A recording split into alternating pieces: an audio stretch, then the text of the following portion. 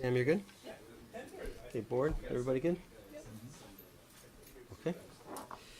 So I will call the September 10th, 2018 Select Board meeting to order and invite you to rise and join us in the Pledge of Allegiance.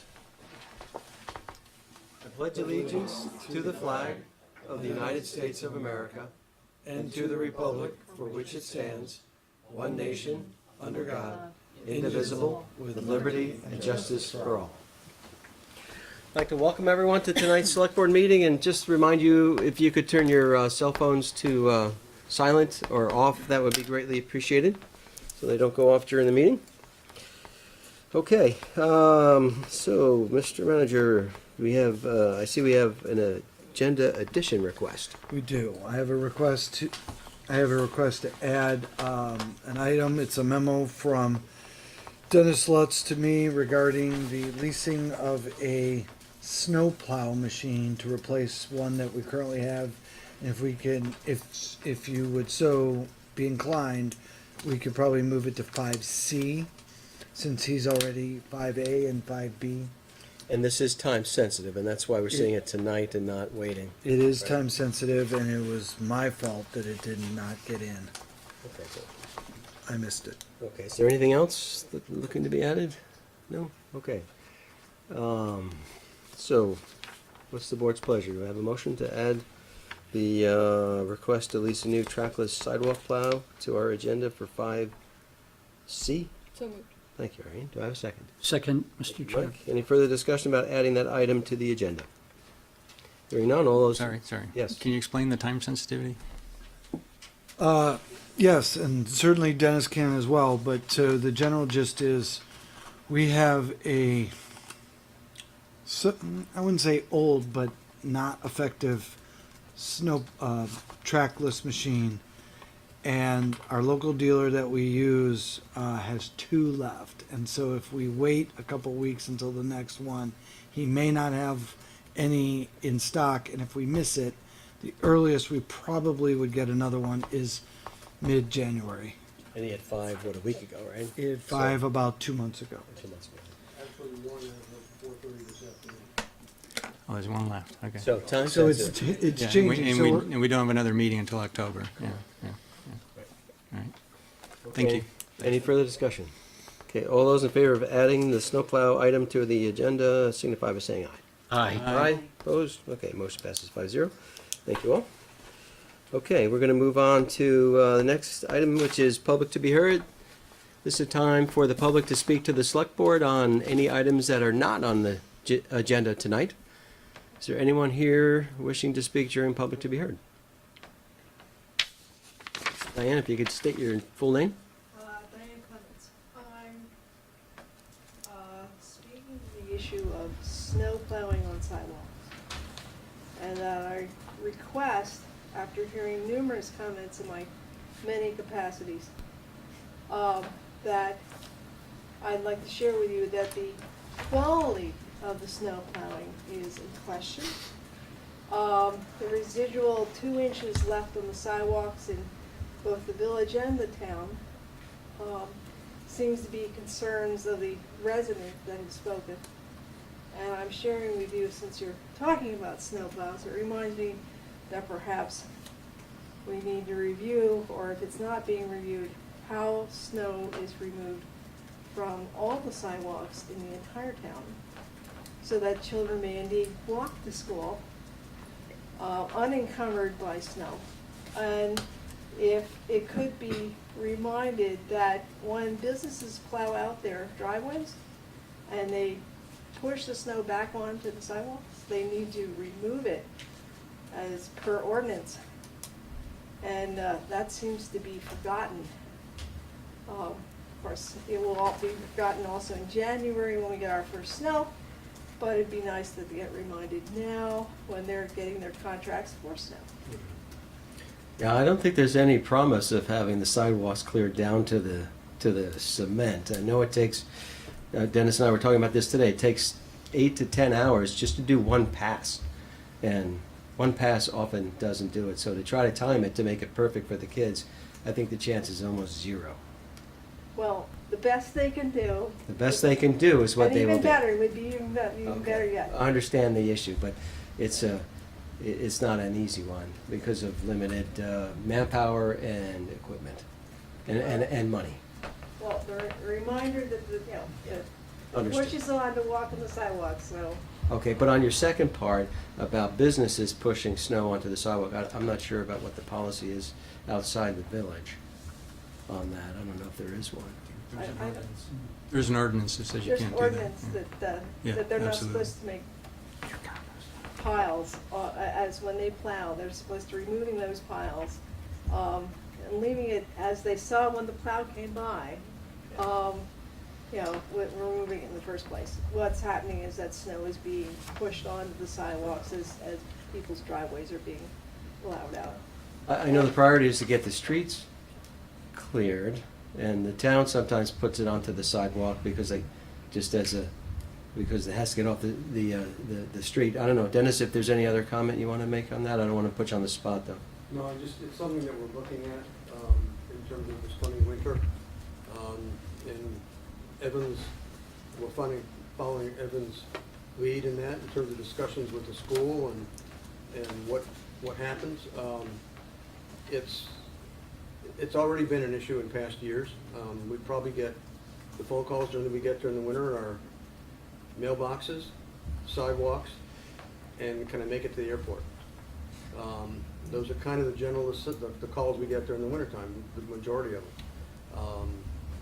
So we're looking at, every fall we come to the board with our winter plan. Right. And between now and then, which will probably be late October, we will come to you with a plan to address some of the issues that are out there, from when we can, how we can, the manpower issue, and one of the issues is equipment that we're gonna talk about tonight, but they all fit into that package.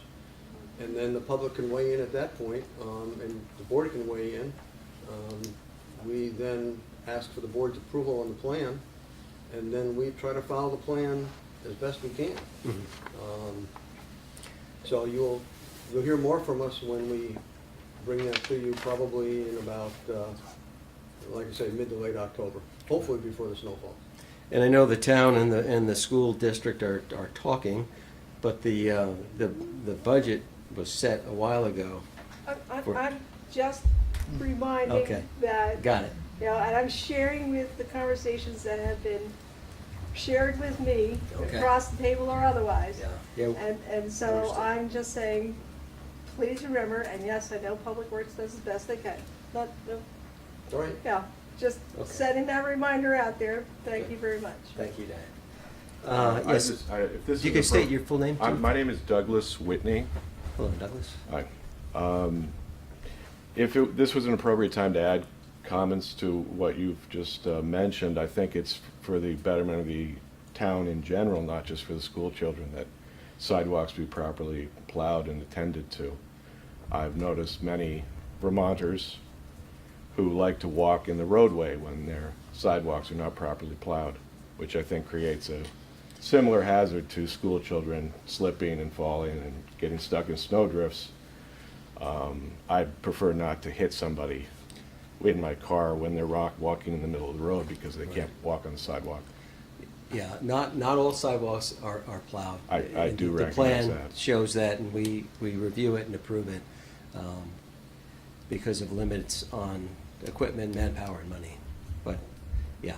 So we're gonna work with the school district to see what we can do to try to mitigate it, but it's not an easy solution. I'm quite There isn't. familiar with the half the sidewalks in the Brickyard are plowed and half are not, so I do understand your point. Okay. Thank you, Douglas. Anybody else wishing to speak during public to be heard? Okay, thank you all. We're going to move on to our business items, and our first one is 5A, and that's approval of preferred alternative for the Route 15 sidewalk/path study for the section from Athens Drive to Vermont Route 289. And Dennis, you want to introduce that? You would? This is the best part of the meetings because I don't have to do a presentation, I just have to Just introduce intro. people. But with me, we've got a number of people who worked on this. Christine Ford from the Regional Planning Commission, Greg Edwards from Stantec who did the studies, And they have some other staff here too, and if they want to introduce them as well, they can. It's important for the board to understand, I think you all do, these are scoping projects. We started last October, and I won't take Greg's thunder at all, but we started last October on planning for 2 projects. So this is the first one, and then following this, there'll be a hearing on the second one. And we're now at a point for the select board and the trustees, because both of them fall within the town and the village, to select a preferred alternative. That doesn't mean they're going to get built. And that's an important factor in all this, because we have the money to do the scoping. At this point, the next stage would be to get a grant to do design, then right-of-way acquisition if it's needed, and then finally construction. And when you see these projects, they're expensive. We've got to go through the normal process, and the normal process, if you were starting today and you were starting design, is probably somewhere between 5 and 7 years. So our next stage, once the boards do decide on a preferred alternative, or next step, would be to go after that funding, try to secure that, and then we'll see where it goes from that point. But we really can't go to the next step until the board chooses a preferred alternative. And with that, I'll keep quiet and let you guys take over, and I'm gonna go sit in the office. Okay, thank you, Dennis. Welcome, Christine and Greg. Thank you. This project was actually part of the CCRPC Transportation Planning Program, and was funded in part by them along with the town. And then they hired Stan Tech to work with a project advisory committee.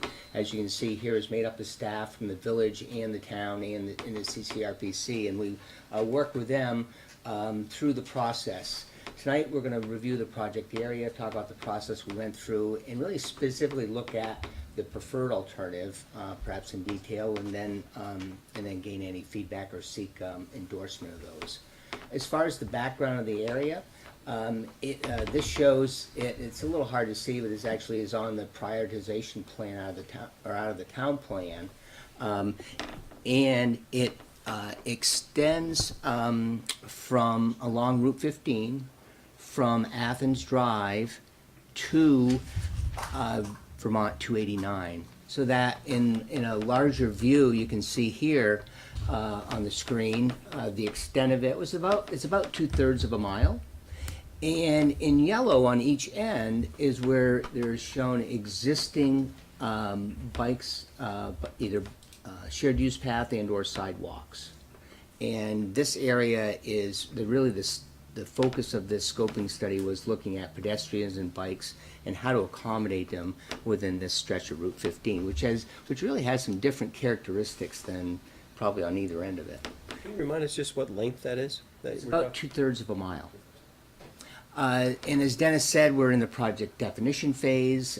Following that process, then you get into the funding and engineering, so that we are looking at the issues and coming up with alternatives.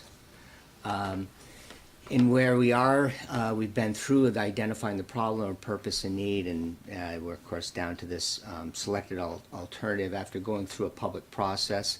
The timeline included a couple of public meetings, an initial one of local concerns, then evaluating the alternatives and then presenting those to the public, and then working with the project advisory committee to come up with a preferred alternative. So that the purpose and need is this, really this connecting facility, connecting the existing ones out there, connecting neighborhoods, making an inviting corridor, accommodate all ages, and really contribute to this regional bicycle network, which it would be part of. As far as alternatives that we looked at was no action. I would just leave it the way it is, or use or put in a 10-foot lighted shared use path with bike lanes. And alternative 3 was an 8-foot wide path, again with bike lanes. The existing section that's out there today is about 28 feet or so of pavement. So there's 2 12-foot lanes and 2 2-foot shoulders, more or less. It varies a little bit, but generally that's what's out there today. And if you looked at the alternatives that were considered, it would be the actual widening of the roadway on the order of about 4 feet, 2 feet each side, and then a 5-foot green buffer, and then an 8 or a 10-foot path on the side. And in working through this, the state has a planned resurfacing project. It's actually the continuation of the one that was out here. That's going to continue up Route 15. I believe it's going to go all the way to Underhill. And their plan is to provide 4-foot shoulders. So that portion of the project, of the bike lanes, is going to be accommodated with that resurfacing project. If you look at a plan of the project, in talking with the advisory committee, we considered, well, should you put it on the north side, south side? Should we look at both sides? And it really seemed to make most sense. We started off just looking at the south side, just because that's where the connections are on each end of the segment, and it would avoid crossing. And in our initial look, we didn't come up with any really huge hurdles by having it on the south side. When you focus in on it at the beginning down by Fairview Drive, there's already an existing pretty wide shoulder, 8-foot shoulder and a 5-foot sidewalk. This section actually suggests putting in an 8-foot wide path, really just kind of widening the sidewalk out and narrowing the shoulder, and that would but as you got beyond Athens Drive, then you would have that green buffer separating the 8-foot shared use path. And I'll focus into another area. It's at the Brian French property, and this is as you're going down the hill closer to the Indian Brook crossing. And this is where it's the house that's probably closest of any of them to the roadway. So we wanted to see how that would fit and how their driveway would operate when you constructed a path there. And what we found is that by shifting the path out to the edge of the roadway in that area, then a passenger car could actually turn around in his driveway and exit onto Route 15, and it would minimize any impact to their operations. We also looked at what would happen at the Indian Brook crossing, and the actual culvert at Indian Brook is actually quite wide. In that by putting a head wall around that existing culvert, that we could actually extend the path through that area and have minimal impact to the wetlands and the stream. We wouldn't be extending the culvert at that location. So it makes it a relatively really simple to accommodate. Although that culvert is of an age where eventually the state will be looking at doing some either repairs or replacement. As you continue up to 289, again the shoulders widen out. They're about 8-foot wide shoulders, and again that area, by narrowing the shoulder, you can relatively easily accommodate an 8-foot wide path, so that if you looked at it in a picture view, you can see you can still maintain a green buffer. The 8-foot path really ends up kind of where the grading is now. It really doesn't impact a whole lot to put it in there. As you get up to the interchange going across the bridge, the lanes and shoulders again are quite wide there, so that you're able to accommodate a bike lane and widen that sidewalk and create a path in the bridge area. So again, relatively easily to accommodate. We compared the alternatives in an evaluation matrix, and I guess I should say that the 10 and the 8-foot path, really they're pretty similar in terms of their layout and how they fit.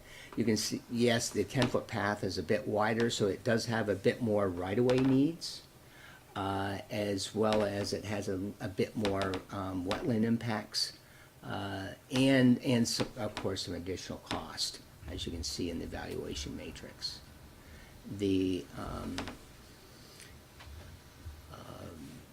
So that's about sums up kind of the difference between the two.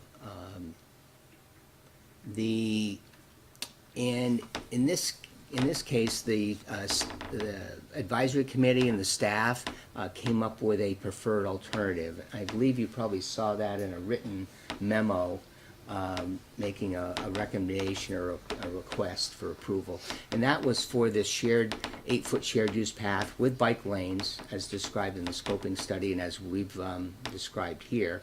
And that would include lighting along the length of it. And it would be, and as I mentioned, there'd be a component of the paving plant, or the paving project, which would make the 4-foot bike lanes. And I'm trying to see what else he has here. And it would replace the 5-foot sidewalk, Fairview Drive with an 8-foot multi-use path, as we described. And it would terminate on the east side of the Vermont 15 bridge over the Cirque Highway. And this is the recommendation of the staff. That's option 3, right? There's alternative 3, which is the 8-foot wide shared use path, yes. Did you want to add anything? I would, so just, where we ended up with the 8 versus 10 feet, you know, since you have, I think we felt that it could go either way. I think 10 feet is what's recommended by some advocates, but with on-road facilities, and this is a location where we don't know that there's going to be, you know, the usage of like the Burlington bike path, so they thought the 8-foot path would be appropriate in this location, which is how we got to this. And we also discussed lighting versus not lighting, but the committee felt that future use of the path may warrant having lights on it. So those are, you know, factors that could be changed in the future if that was the desire, but the committee was happy with this. Thank you. Dennis has.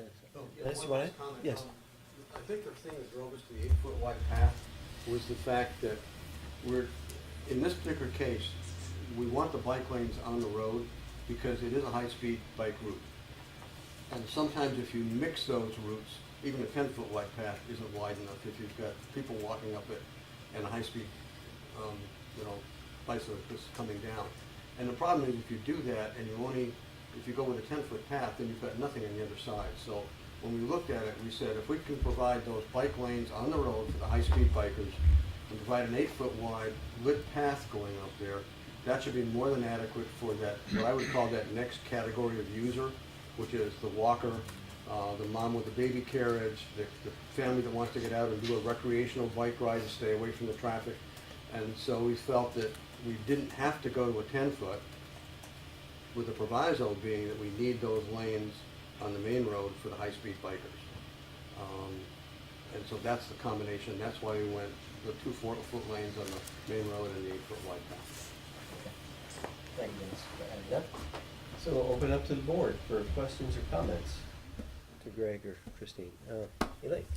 So, about the portion of the shoulders, the 4-foot shoulders on either side that V-Trans is gonna take care of? What is the estimated timetable that that's supposed to occur? And if we don't have funding lined up in time for that, is that gonna be a problem if they don't coincide? No, it would not be an issue. The roadway work would be really separate from the path work. They would not be done at the same time. And their schedule, as I understand it, I think it's scheduled for what they call fiscal year 2020, which actually starts in July of next year. And if they go ahead and do the repaving and we haven't secured funding, will they restripe it the way you have it in alternative 3, so we would get the bike lanes anyway? That's what their plans currently show. Yeah, and this is something that V-Trans is generally doing wherever they can. They're not just doing it for this project. Wherever they can get a wider lane for bikes, they're doing this across the state, so it's a really great That's change. part of complete streets, isn't it? Isn't that a requirement, actually, to do that? Yeah, I mean, I think for paving, generally, it's just if they can do it without having to add right-of-way, and I think that's always the issue with paving, so if it's something that can be done easily, And you shrunk the drive lanes from 12 to 11 feet, Correct. right, to reduce the amount of right-of-way Correct. that you have to get. Okay. Other comments, questions?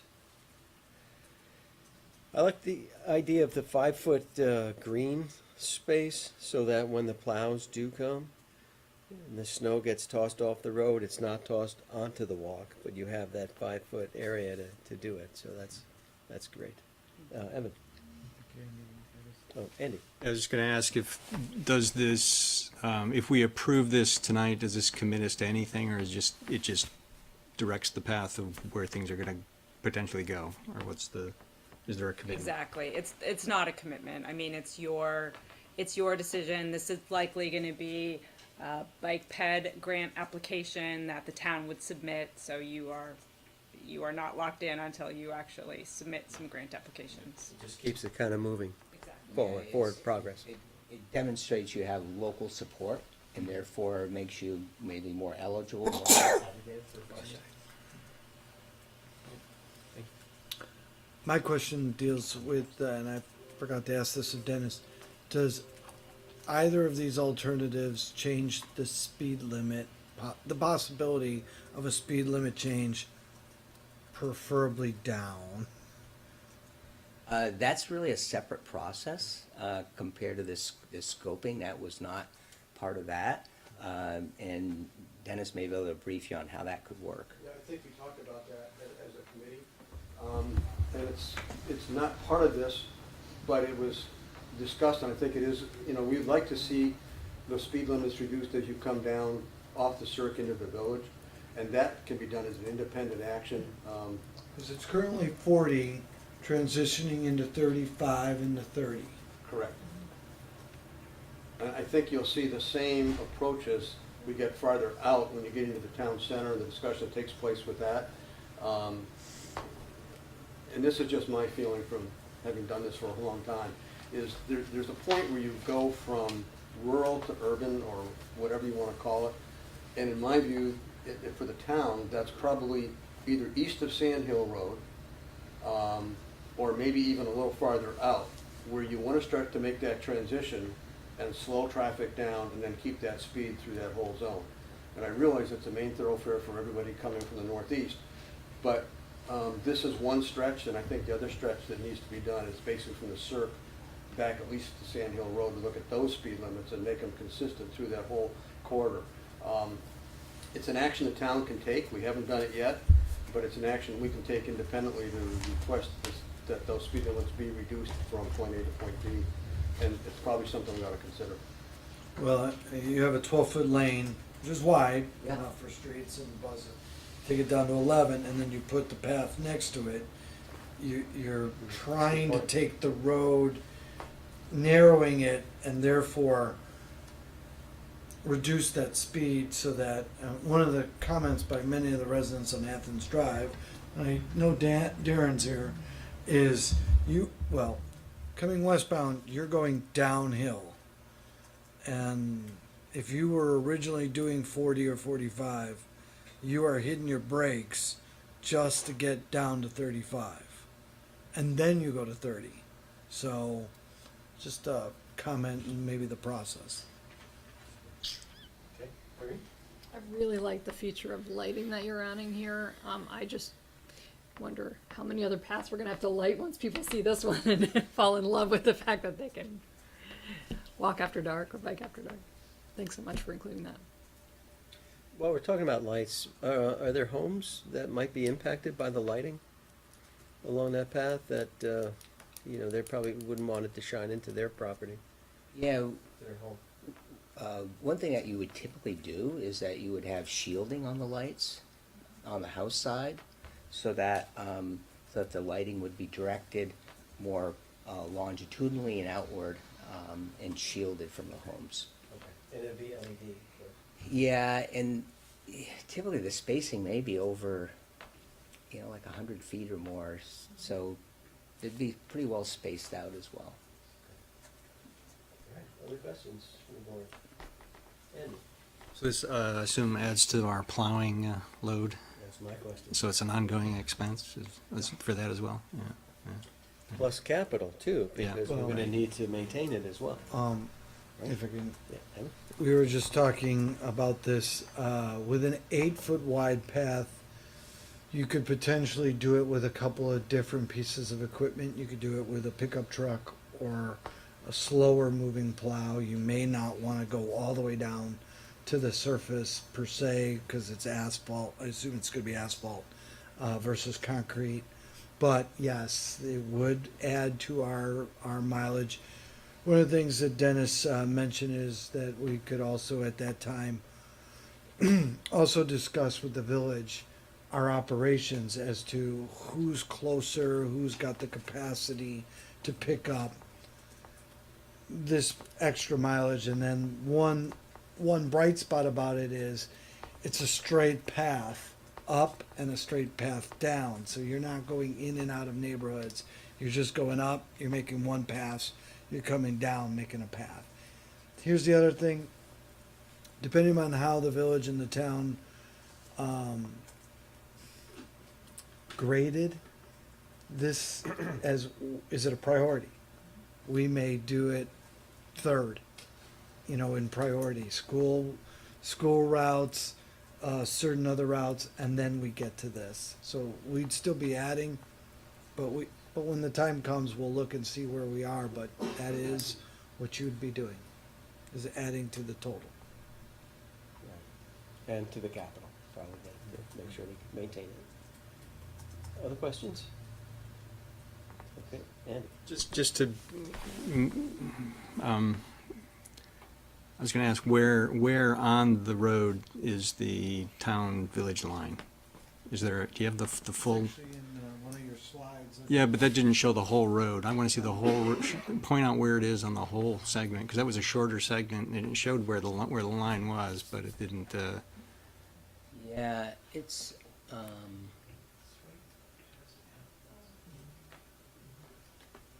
Is that? there's the whole it's right segment. there, but that's not the whole segment. You don't see all the way to the Yeah, circ. that's, If yeah. you don't mind, Darren, So you're if you here. if you can go back to past one Athens, that isn't shows it? the whole, I think there's one that shows the whole length of it, Yeah, further back. One of your earlier slides? toward the beginning of it. Just wonder if you could point out so we just know, That- yeah, on this one. So it's before Turnberry Ridge. It's between there and Ott Drive.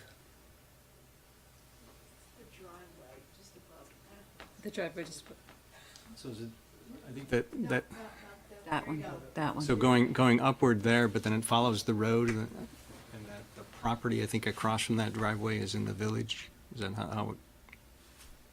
I'm just trying to get a sense that it seems like it's 85% town, 15% village or something. I'm just trying to get a feel for that. Not that it matters, just trying to get a feel. Be about right. Okay, anything else? Before we open it, is there anyone in the public that would like to ask a question or make a comment on this proposal? Could you state your name for the record, please? Yep, Tim Payne. Hey, Tim. Not at all here to discuss this process, but hearing it and seeing it, I'm just a little bit concerned with the purpose of it, what the need of it is, because there's like 4 houses down that whole length of stretch, and 2/3 of a mile is hardly worth sinking resources into money, or into lighting, into grading. As he said about the culvert that's under there, it's substantially wider than the road is, but as we all know, usually that's what the state and town does anyway, because you don't want erosion right at the edge of the road. You run it out there for a purpose. Now you're gonna build something over the top of it, which closes that in, creates a potential for erosion. I mean, I drive up and down that road every day, 10, 15, 20 times a day with kids and everything else. Maybe see half a dozen bike riders, maybe a few more different given days. Hardly ever see a pedestrian on that side of the road. We have a bike path that goes up through, I don't know the name of the developments, but from the Brickyard up through Fairview, up into by the end of Essex and whatnot. which is tied into all those routes that are all back there and come all the way front to Hannaford's and all them other key places that I think people would want to go if they were going to walk or ride. So I just don't see the purpose for it. I think it's a kind of a waste of resources when we're talking about. Now, one of the other things I had was I heard somebody mention grant. If the project was fully grant funded, I get it. I guess I'm good with it. But we are all, as taxpayers, going to take on the burden of continuously being asked to bump the taxes a little bit more because we need a new snowplow, a new this, a new that, whatever. It's just something else to take up the resources that are already sapping us all pretty good. So it's just a concern. I just don't see the purpose. I don't think it's enough use to warrant putting it there. Okay. It's consistent with the town plan to do the interconnectivity of these. It was very high priority when a survey was out there for the public. So this is consistent with the town plan and with the public's desire to make these connect. But I appreciate your comments. I didn't know anything about that part of it. I didn't read up on it, so Okay. I just. No problem. I appreciate your comments. Douglas? Yeah, Doug Whitney, I think the term you're looking for is white elephant. I think it's a very useful project. I have seen people and bicycles on that route. I know it's a more direct route than the route through Brickyard Road and Countryside, which, to be perfectly honest, is not an, I'm sorry. Please direct your comments. Oh, I'm to me. sorry, yeah. The recreational path that exists now is not a consistent recreational path, and it goes on to sidewalks. To be perfectly honest, I ride a bike on that, and I try and get off the sidewalk into the actual roadway, and every time I have to ride over a curb. I have seen people walking on the side of that road. People will continue to walk on the side of that road late at night, as long as there are businesses in the area that are 24 hours a day. There are people there in the early morning hours, and it's, as you've suggested, a highly trafficked route where the danger to pedestrians is significant. So Seeing you're in this. support of it, is I what you're do saying. support it, yes. Thank you. Okay. All right, I'm going to bring it back to the board. And if there's no further comments or questions, what's the board's pleasure on this one? Take a motion. I love one. I would move that the selectmen approve alternative 3 as the preferred project alternative, including the 4 recommendations by staff as outlined in our document for the Route 15 sidewalk path study on the section from Athens Drive to Vermont Route 289. Thank you, Arden. Do I have a second on that? Second. Okay, Andy. Okay, any further discussion about approving option 3 as the preferred option for this sidewalk path study? Okay, hearing none, all those in favor signify by saying aye. Aye. Opposed? Okay, that one passes 5-0. Thank you, and while you're up there, we'll move on to the next one, which is approval of preferred alternative for the Route 15 sidewalk path study for the section from Susie Wilson Road to West Street Extension. Dennis, did you want to intro that, or just go right in? This one was probably a little more difficult to work through in terms of planning. Both the village and the town got deeply involved in this one, and the staff as well as the public. I think the point to be made for the majority of this project is the reverse of the last one. The majority of this one is in the village. But it does have significant implications for the intersection of Susie Wilson Road. And you'll see when you go through the presentation that Greg's gonna make. As part of the CERC highway alternatives, the state is looking at Susie Wilson Road, 3 components to that, one of which being the Kellogg Road intersection with Susie, the second being the ability to handle bikes along Susie Wilson Road, and then this intersection. This intersection right now is almost at capacity, not quite. There's some things that can be done short of doing this, but the fixing of this, of the intersection of Susie Wilson and Route 15 and this whole intersection is really tied to what happens with the bike path, and has to do with allowing people to freely exit along this area in the village, where now basically that middle median is a barrier. you'll hear when the proposed alternative is to basically remove that middle median, but you pick up that green space by extensions on what you'd call the north side of the road, I would guess. On the south side of the road where you see the traffic, it drops off and there's nothing but railroad tracks. And in a lot of cases, I mean, it drops off. There's almost nothing you can do on that side other than a couple places to push it out any. So you're kind of limited to a great degree from the existing curb through there. And so that drove some of the decisions. You'll see one of the recommendations that was made was that this project be linked to the project that the state's doing for that intersection. And when you go through it, you'll kind of see why, and if not, we can get into the details, but they need to go together as a project to make this, both of them work. So, with that. And this one is also not funded fully though, right? This one is not funded fully. There are some funky things with this one that may bring it about. The other one is totally a project, let's put it that way. When the Cirque Highway was not built, we received money for Cirque Highway alternative projects. One of the projects was to create a safe bike and pedestrian location from Winooski through to West Street in the village. Well, the state is actually designing through to Susie Wilson Road, but they held off on this section because essentially we weren't in total agreement, village and town, as to how we're going to handle this section. And so it's postponed. So there may be certain alternative funds available for this one, maybe, don't know. The other issue in this one is the state delayed their Class 1 paving in the village, so they stopped it at West Street instead of continuing it. So there is some Class 1 paving funds that have been promised by V-Trans, promises are promises, but been promised to essentially help the overlay of this. So there may be some other funding that's available for this to make this happen. The key is, where's the funding for the intersection? And so the funding is a little bit different on this one, and it may move it a little faster than the other one, because we really need to fix the intersection as well. And that's a total different discussion. Okay, the other one was 7 to 8 years out probably, you're saying, Yes. so this one could be a little This one, sooner possibly. The intersection needs it now, but we're probably talking 4 to 5 years on this one, Okay, probably more realistically. thanks.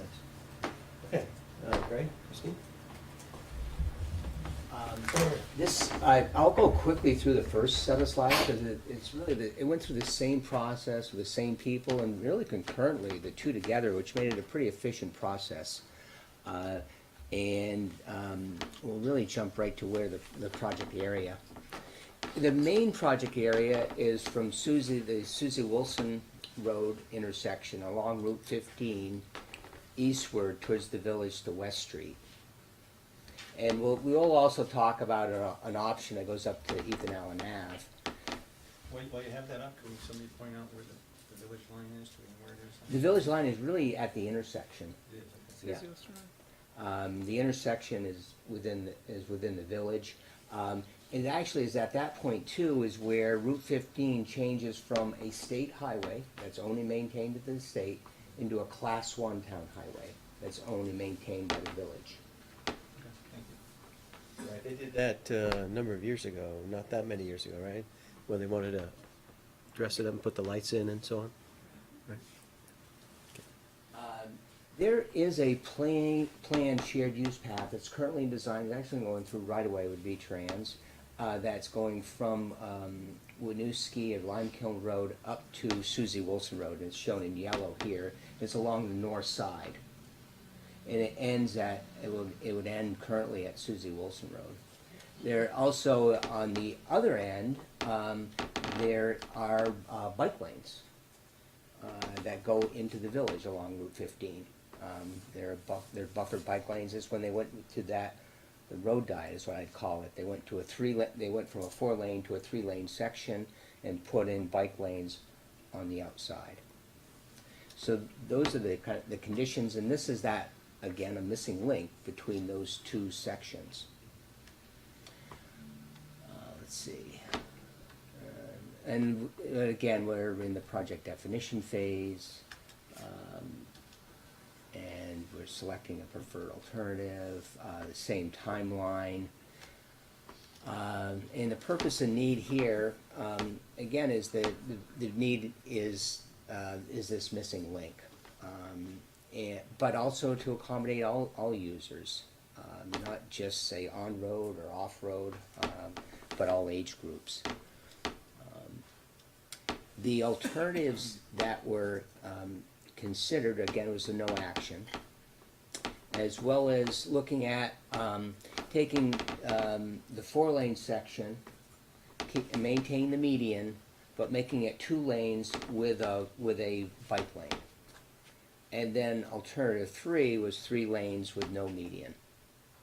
The existing section that's shown here is that there are, and this is where, if you're looking eastward towards the village, on the right is where Dennis mentioned the railroad tracks are. And then you have a 24 feet of pavement, a 16-foot, which is 2 lanes, 16-foot median, and then again 2 12-foot lanes or 24 feet curb to curb. There's a 4-foot buffer strip, and then a 5-foot sidewalk. And in that buffer strip are where the typically the area utility lines are. And the right-of-way line is generally about 4 or 5 feet beyond that existing sidewalk. And this area, as you probably know, has seen some evolution over the years from initially it was constructed in the late 60s as a 4-lane highway. There wasn't much development. There were a few homes along it, and now, of course, it's become developed with a lot of commercial as well as multi-family housing. So alternative 2 is, as described here, is with 2 lanes with a median. It was sort of it was taking the minimalist approach in terms of the amount of construction. It kept the curb-to-curb widths, and it would keep the existing intersections really configured as they are. The lanes, the bike lanes would taper through the intersections, but it would reduce it to 1 travel lane for the majority of it, and it would maintain the median.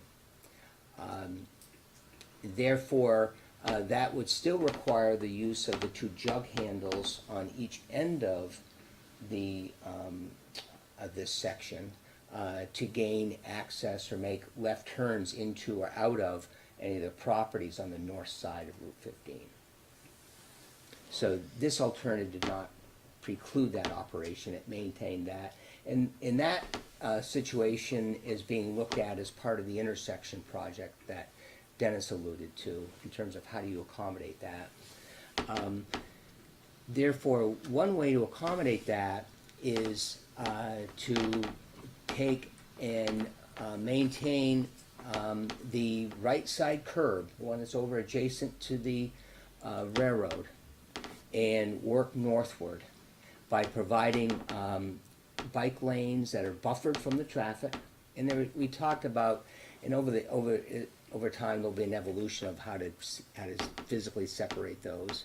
But to have 11-foot travel lane, a 12-foot center lane that would be really a left turn only lane into the driveways on the north side, and then a single lane westbound with a buffered bike lane. That allows you to move that north side curb out from where it is today about 12 feet. So you end up with a wider green strip, if you will, along that side of where the properties are. It would require removing the median, and but that gets more or less replaced with this greater buffer area. And then it was envisioned to accommodate the off-road users, that the sidewalk would be widened from 5 to 8 feet. And that pretty much remains within the existing right-of-way to do that. So in plan view, this shows that 3-lane alternative with a median removed. We can zoom in a little bit and Susie Wilson Road. There it would taper out into a 4-lane section for that for that stretch, so that the intersection would really operate similar to what it does today. It's just it would taper down to one lane as you got away from the intersection. There would be a crossing of Route 15 at the east side of Suzie Wilson to access that southbound, or that eastbound bike lane on the south side. This alternative allows you to remove that existing jug handle and slip lane operation. Now, if the intersection was done at the same time, it might look a little bit different than this, but it would, again, you wouldn't need that jug handle operation that's there today. Yes. This is one of the key things, because if you're driving out there now and you try to make all these businesses and expansion that's occurred along 15 with the apartments and everything else, in order to go back into the village with the median, you have to come down to this intersection or go through St. Mike's or go someplace else and make that U-turn. And we've looked at that a number of different ways with the state. And there's no way, with the space you've got, with the impaired waterway you've got up here, with the land area, even if you were to acquire all of it out there, there's no way to get that reverse turn because you're too close to the intersection. Cars that are trying to do that now, it's almost impossible to do that left turn to get back, and it can't be designed. So by eliminating, if you eliminate that turning movement, then how do these cars get out? They get out by eliminating the median. If you eliminate the median, you can go either way coming out of those apartments and houses, so you don't have to come up here and make a U-turn. And the few cars that may want to make a U-turn would have to go down and go around through Pinecrest and come back out. But all those houses now that rely on this turning movement, which is essentially, in my view, unsafe and untenable, and I think in the state's view, who's designing the intersection, by eliminating that median, it allows you to have that movement, and you don't need this movement any longer. And it makes a big difference in terms of getting vehicles through this intersection and the capacity of what that intersection can handle. So that's why the two projects are kind of tied together. If you were to keep the median, you've got to have another solution in here to reverse traffic, and I'll be honest, there is no solution to be able to do that with the limits of what you've got for topography. So Dennis, it looks like the median is sort of moved to the north, and the trees are moved as well? Yeah, the trees would go into that green space. And I think during some of the public hearings, there's a question about the backing up of traffic. You have to understand this is scoping, this isn't final design. And so you'd want to basically do, as time went on, you want to take, and I won't steal Greg's thunder here, but you get into, you're one lane coming this direction where it then goes into two as you approach the intersection. That queue length can be as long as you need it to accommodate the traffic to get them through the intersection. But essentially, the timing of this intersection, you need two throughs coming off of Suzie Wilson Road, where there's only one now, to solve the Suzie Wilson Road backup problem, and two lanes that you now have on 15 that go into Suzie Wilson Road. You need that kind of movement to get that intersection to work. But the length of the queue here can be extended, and that's really, I mean, these are scoping, these are concept plans. You finalize that during final design, when you do a lot more detailed traffic counts, and you say, okay, instead of having the two lanes back 400 feet, they really need to be back 600 feet. But you still have enough room to accommodate the rest of the apartments and else with that third lane. That's what went on in the committee, based upon the input from the engineers and from the V-Trans doing the intersection. Thanks for that clarification, Dennis. And so, on-road bicyclists that would be going westward, as they got close to that intersection where it goes out into two lanes on the approach to Suzie Wilson, they would go up onto the path, and that would put them in position, lined up to continue through across Suzie Wilson Road and onto the planned path that's currently being designed.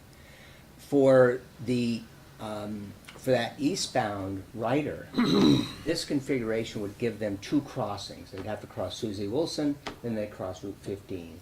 And hence, that's why we'll talk about an option A as, when we talk more. But just some more details about this. When you look at the other end of it, you look at West Street, that shows that you have, it's pretty much the configuration that's out there today, where you have a right turn lane, a through lane, and a left turn lane. And the bike lane continues through the intersection. It would, and you'd have, typically nowadays, you'd have pavement markings in that transition area. For those right turners, you'd know, you'd be indicating that you'd be crossing a bike lane, so you have to be aware of that. And then, of course, it would, on the east side, it would connect with the existing bike lanes that are out there today. Option A looks at from Ethan Allen Drive down to Susie Wilson Road. And the thought was is if you're gonna want to be eastbound and eventually be on the road after you get to Susie Wilson Road, ideally you could do that at a light at Ethan Allen. And that would avoid you having to cross, have additional crossings such as at Susie Wilson Road. And you could do that, you could actually put in a 7-foot wide bike lane facility by removing the 4-foot median that's out there today and putting in 3 11-foot lanes. So what does that look like in plan view? It's a little small to see, but of course, in the westbound direction, it stays really what it is today. And in the eastbound direction, you'd have a bike lane so that you could come off the path. You'd be stopped at the light for Ethan Allen. When that light turned green, you'd go with traffic into the eastbound bike lane and continue along Route 15 eastward.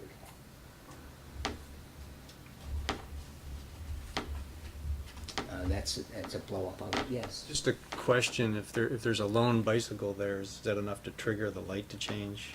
Yeah, you can actually have sensing devices that would detect that bicycle, yes.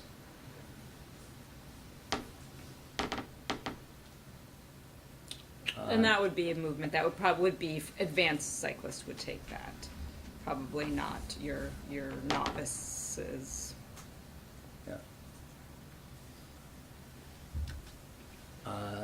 And this shows what it would be at the intersection, so that you would just simply continue through as you get the traffic signal.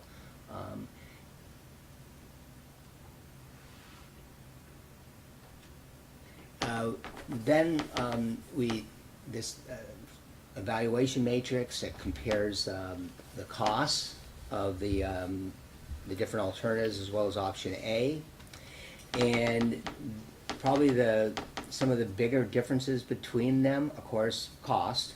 I can tell you alternative 2 would be primarily accomplished, or could be accomplished as a class 1 paving project.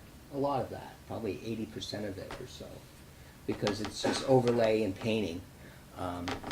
There's a widening of a sidewalk from 5 to 8 feet, but that would, as well as in terms of alternative 3, there's a consideration that class 1 town high paving funding could be applied to alternative 3 as well to reduce the overall cost of that. The thing that alternative 3 does is, of course, it addresses that U-turn at Susie Wilson Road. And it, in terms of stormwater, it has a little bit larger area of impact, but there's certainly, because you're putting in this additional 12 feet of buffer, it gives you a great opportunity to provide stormwater treatment. So it's not a huge issue at all.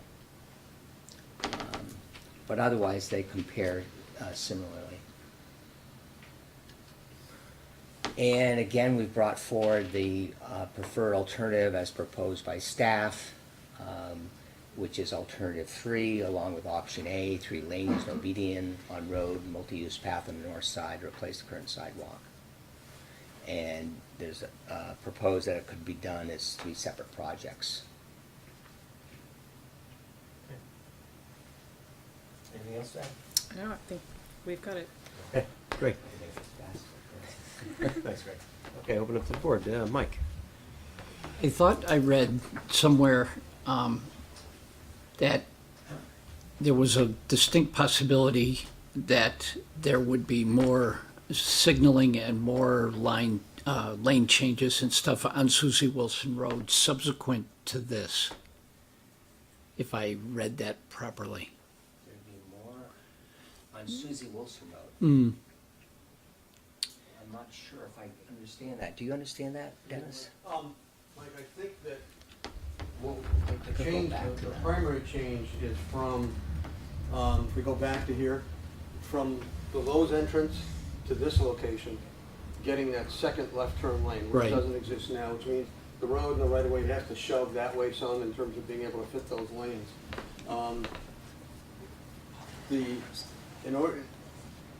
The existing curbing and sidewalk that's out there now is right from the Lowe's, Rite Aid, back to Kellogg. We are at the right of way. We don't have any more room. Right. When you're out there, you start to run into, you start taking more room, you're into parking lots for businesses or retaining walls for the hotel that's out there. Mhm. You run out of room. And so the likelihood that there's gonna be much change between here and Kellogg is probably slim to none, to be honest with you. It's probably not realistic to expand that. We may be able to tweak it a little, but to expect that you're gonna end up with the right number of lanes and a 4-foot bike path on each side is probably not realistic. You may be able to crowd it a little, maybe we get 3, but we're not gonna get that full amount. At the Kellogg Road intersection, that would also be reconstructed. Mm-hmm. And that's what the state is looking at now.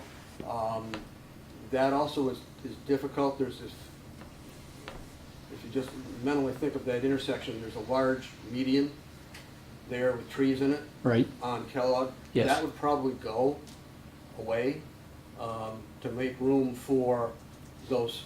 The two conflicting movements there are the PM flow, the left turn traffic trying to get towards Colchester, and the traffic coming from Colchester trying to get out onto the circuit. Mm-hmm. And those two have the same competing traffic movement that we have up here between Susie Wilson and this. And so you've got to add lanes.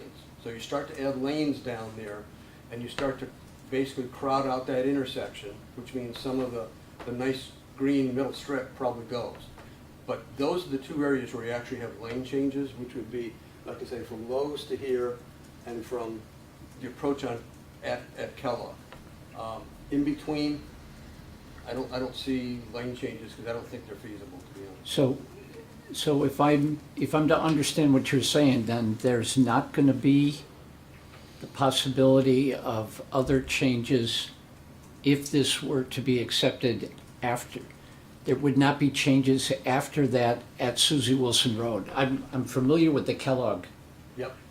I know what's going on down there, and I know what the state's trying to do, and I get it. I'm more concerned about the impact on this alternative 3, accepting this and then having more changes to Susie Wilson Road at that intersection. No, when the change that goes with this bike ped plan is this change that starts, it actually doesn't even go all the way up to Lowe's. It starts partway down here where this curve essentially gets, I don't know if it's actually shown here, gets shoved over. And so you widen in here to be able to get the 2 right turns and the 2 left turns. And that's what's planned, and that's what would go forward in combination with this, and nothing else. Okay. And one of the things, just this is showing 2 lanes going eastbound. I'm directionally challenged, and the 2 lanes are there to accommodate 2 left turns coming from Susie if that is what happens. So, so this is already taking into account what V-Trans is discussing about that intersection. And these two lanes, receiving lanes from Susan Wilson Road, would drop to one. Yes. And then the question becomes of how far out, and although it's kind of pictured in the plan, the Stentex looked at it, that's kind of a whole separate issue that we looked at in terms of design of how far out do you have to go to make those lanes merge so that it's safe for all the traffic.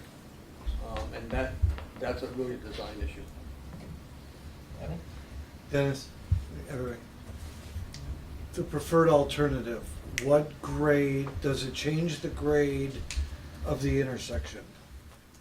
From any, because it's not great now. Does it degrade it, does it improve it, or does it just add this particular segment of the project? I know that the Susie Wilson intersection work improves the intersection in and of itself. Does this improve the intersection grading by the state?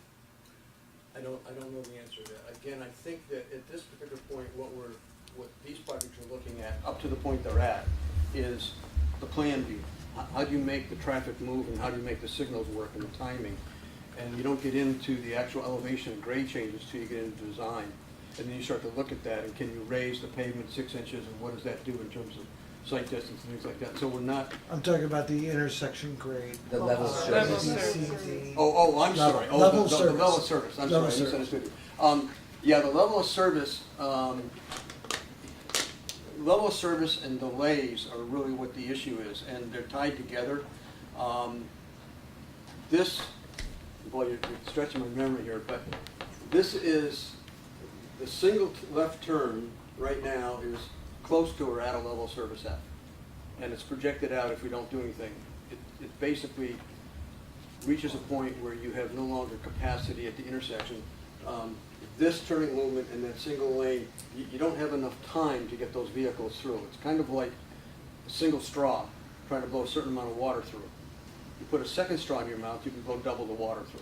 So if you have 2 lanes here, you're essentially, over a certain distance, you're bleeding twice the amount of traffic in a certain time frame. So that level of service, and this is from memory, drops it to like a C for the intersection. So it makes a big difference in terms of having those 2 left turns and being able to accommodate them into two lanes up here. If you can't do that, the intersection. And can I add also that we have met with V-Trans several times on this project. We're coordinating with them. So the intent of this project is to accommodate the bikes and the pedestrians, and the intent of their project is to improve the capacity, and they're going to work together. And the timing is important too, Timing is important. right? As far as getting the funding for the bike and pedestrian piece when V-Trans is ready to do that intersection. And this intersection is a alternative project, which 2 governors ago, or 1 governor ago, were promised that they were 100% funded, and so far they followed through on that. So a lot of the in our view, the intersection changes, the signal changes, the lighting changes are probably going to be 100% funded. This will be partially funded through the Class 1 paving grant, and we feel that this is a continuation of Cirque Highway, so this may be totally funded also. Again, those are issues, it's too early in the game to get an answer for that, but as we go into design and construction, we're going to push to have this be fully funded by someone other than the town or village town.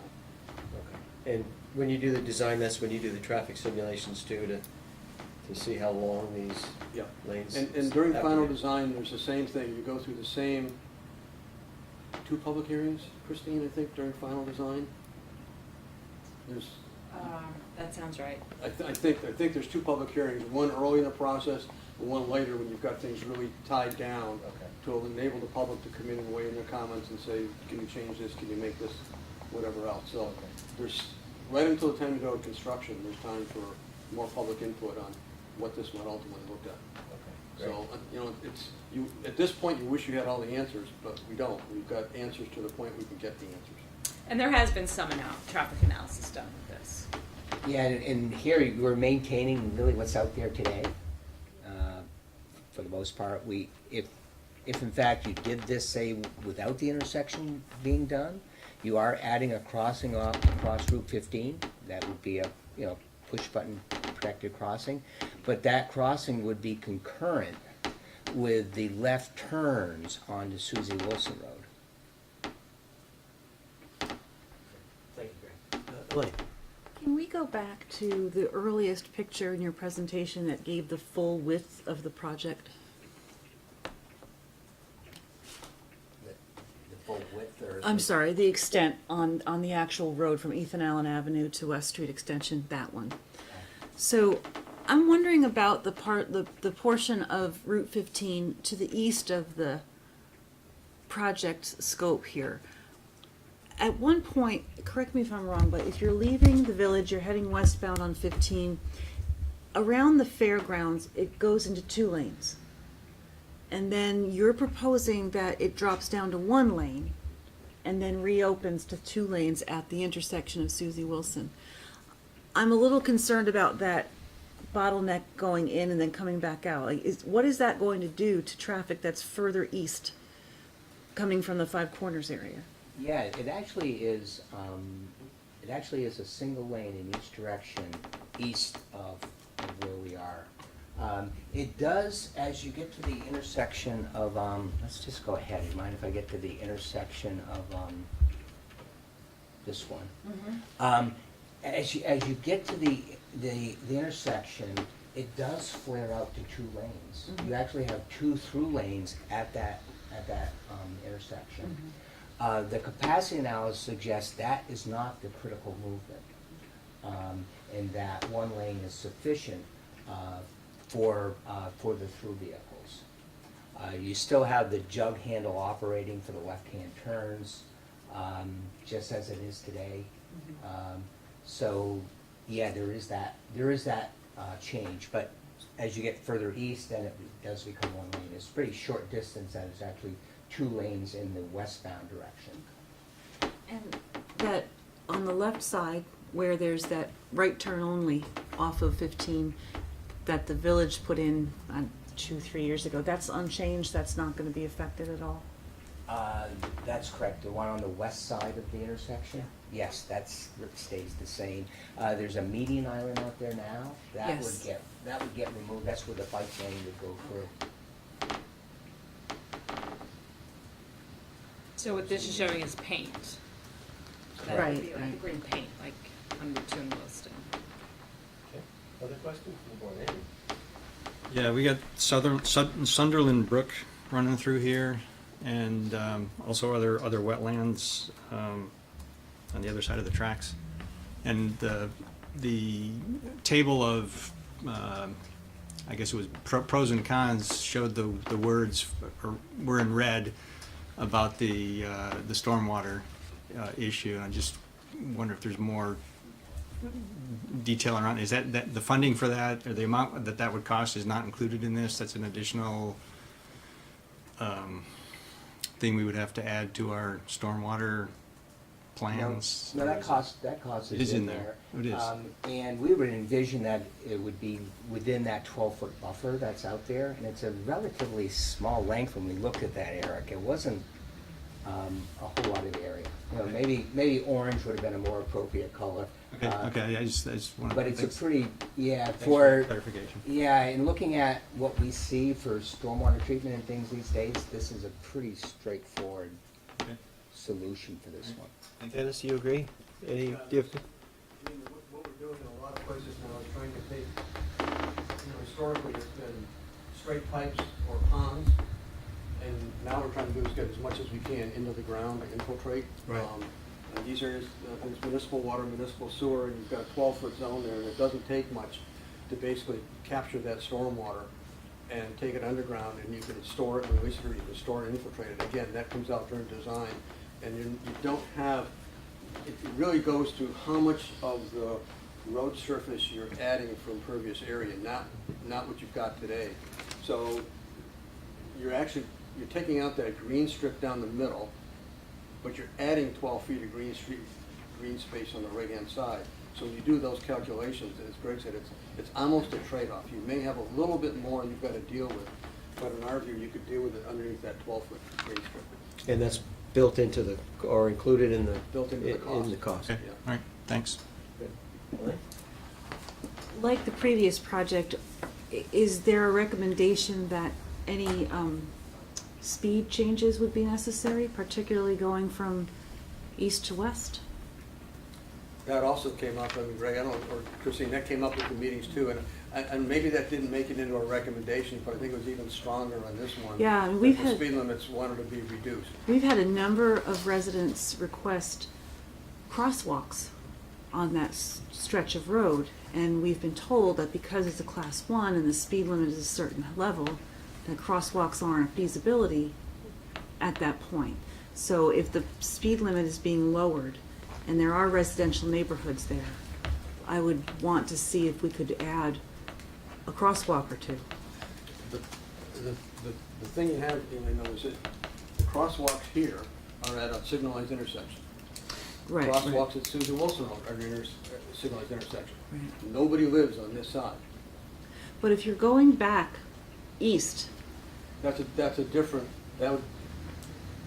if you're you were- lower, If the village were to change the speed limit, then the question of crosswalks on that area is an issue that you can discuss in the village from what do you want to do out there to make the cross traffic. But for this project, you wouldn't have any crosswalks because there's no sidewalk on the other side other than, I guess what I'm asking is the narrowing of the traffic down to one lane, would that merit slowing the traffic down as you're approaching that new narrow point?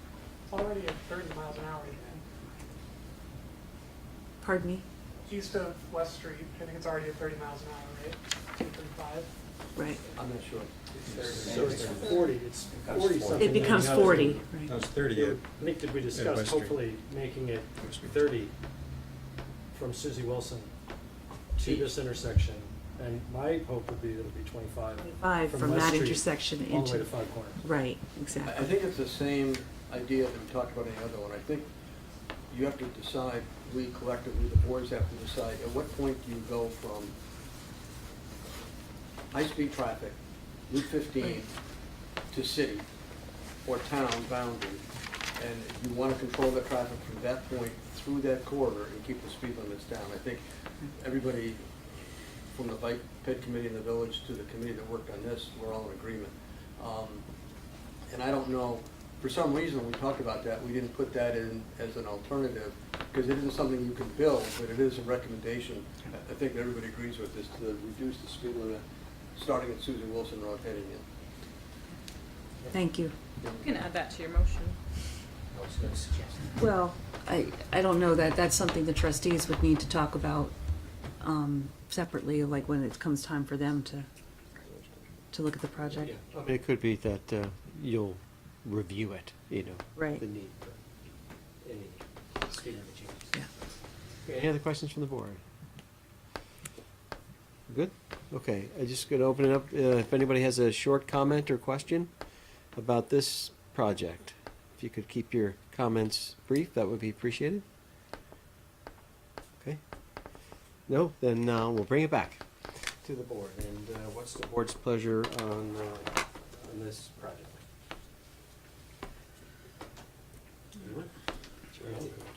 I move that the select board approve alternative 3 with option A as the preferred project alternative, including the recommendations by staff as outlined in this document. Second. Did you want to add anything about speed limit, or just keep it out as you said it? No, I don't think it needs to be added to the resolution. All right. Any further discussion? Mike? So this one, I would assume, is the same as the first, where we're allowing this to move forward, but there's no commitment at this point. Right. As Dennis said, there'll be more public hearings and so on, and opportunities for changes. There's no money committed. There's not even sure if we have full money for it anyway. But you're right, yeah. It's just to kind of move it forward, saying we agree in concept to this, that it's the right direction. Right.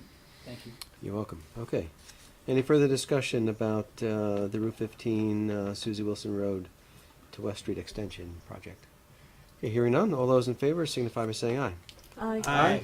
Opposed? Okay, motion passes 5-0. Thank you for all your work. Appreciate it. Thank you. Okay, we're going to keep keep moving. We're gonna go to item 5B.1, I guess we'll call it.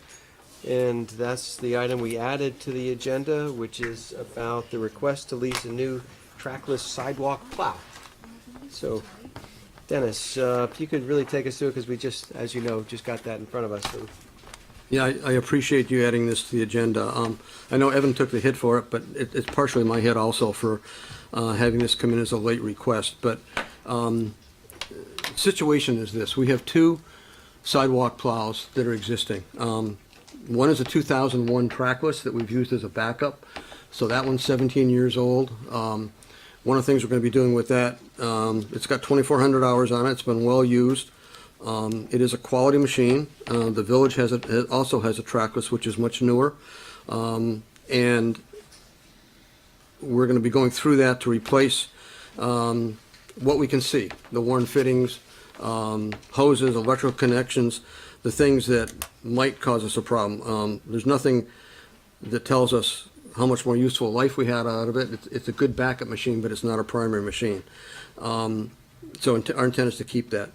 The problem we've had is the machine that we purchased in 2012, an MB. It has about 640 hours on it, so it's about a quarter of the hours we have on the trackless. Last year it spent most of the winter in the maintenance shop of the vendor. We had a 5-year warranty that we purchased for it, and they honored that warranty by providing us with a loaner that did work. So most of the winter it was in the shop. That warranty is now up.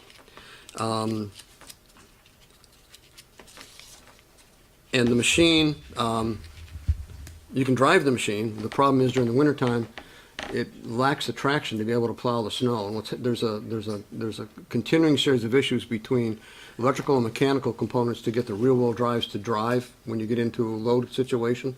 And we've, like I say, it spent most last winter at the vendors trying to get it fixed.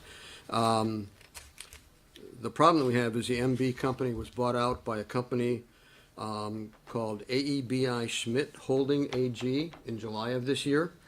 They do manufacture equipment for airfield runways. They've stopped manufacturing the MB. We requested, and I'll jump to the last item and one paragraph there.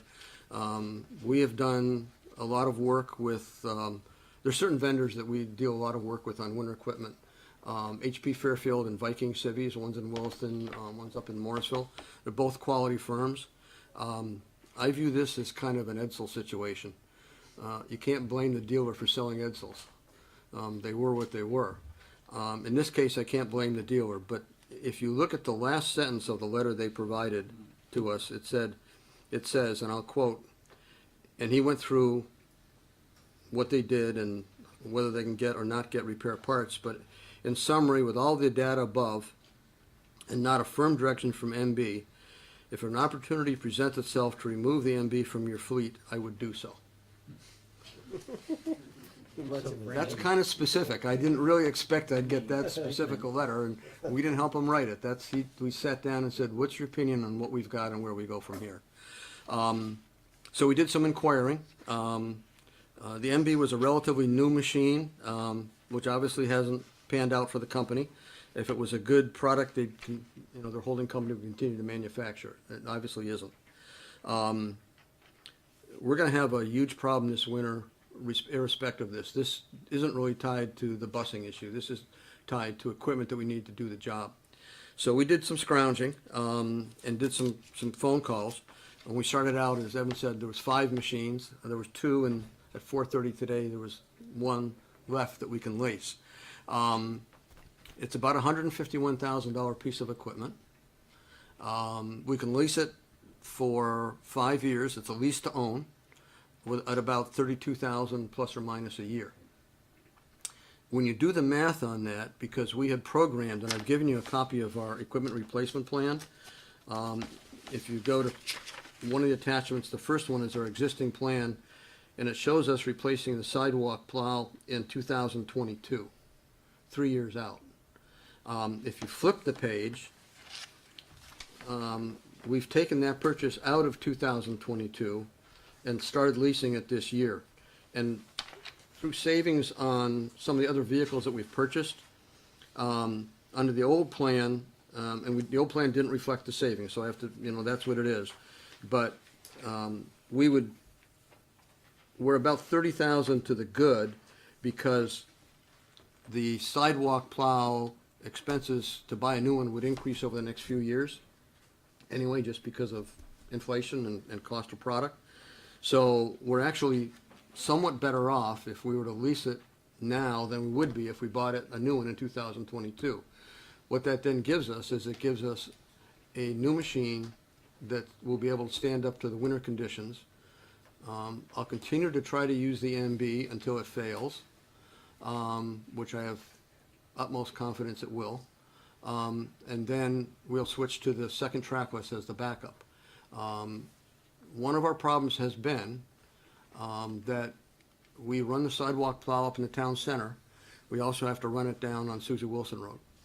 So during the wintertime, you'll see our sidewalk plow chugging down from the town, the east side of the town, to the west side of the town, losing probably about 45 minutes in transit. It doesn't go very fast. Our ideal situation would be to locate one of our two existing machines on the east side of town and leave the new one up in the upper end and drive to the machine. And we're talking to the village about space and some other parties to try to get in a heated space down at one of our other two machines in this end of town so that we can essentially provide better coverage in a shorter period of time. I would be coming to you for this request irrespective of the busing issue. The busing issue may require us to do more. I don't know yet. But economically, it doesn't hurt us to go ahead and do it early. It gives us the equipment we need to do the job, and we need it. I think that's the only thing I can tell you is we need it. And in order for us to continue to do that job, we need a machine that we can put on the road and count on it being available to plow. The question probably comes up, well, do you have the manpower to handle two machines? One of the things that's a job that's being advertised right now is a position under the Parks and Rec Department to help out in maintenance in the summertime, year-round position. We grabbed that position in the wintertime to help us with sidewalk plowing. So we would have the additional help to basically put two machines on the road, probably most of the time. So we're, depending upon how Parks and Rec makes out with their hires and the capabilities and everything else, I think we have both the manpower situation taken care of, and if we lease this, the equipment situation for the sidewalks. And the trucks and the operators for the trucks are fine. Okay, thanks. Dennis? I'll open up questions, comments for Dennis about this. So Dennis, this is a lease to own, right? Yes. So after the end of 5 years, Yep. It's ours. Right. Okay. And nobody would want to buy it because it's like an Etzel. But those towns that have it already, they may want it for spare parts. So is that an option to sell it to another town for parts at least? It's an option. I think what I would, probably sounds strange, but I would like to try to get whatever use we can out of it if we can get it to be used. Okay. And if we find, which I think we're gonna find, that it's just not feasible, then that's the point we start to talk to other communities about parts. If we get it through another winter, that's one more winter of having a backup machine. Because the other machine that we have, although it's fine, is still 17 years old. And that's been through 17 winters. So This one has a hard time going uphill, right? it has a hard time pushing snow, which is what its purpose That's is. what its purpose is, exactly. Okay, other questions or comments? Mike? What is the expected life of this machine that we're leasing to own? Do you know? We've gotten 17 years out of the other one. We're talking,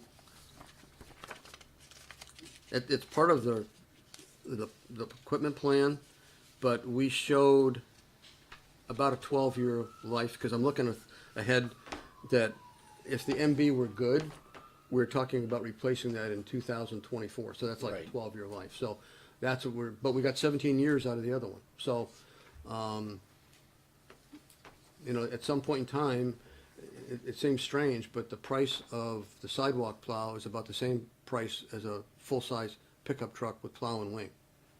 It's in the same ballpark. So if you reached a point where your sidewalks plows went down and you were scheduled to replace a truck that might still have another year or two, you go back to the plan, you adjust the plan to get the equipment you need in that year. But 12 years, 12 to 15. Any other questions or comments? I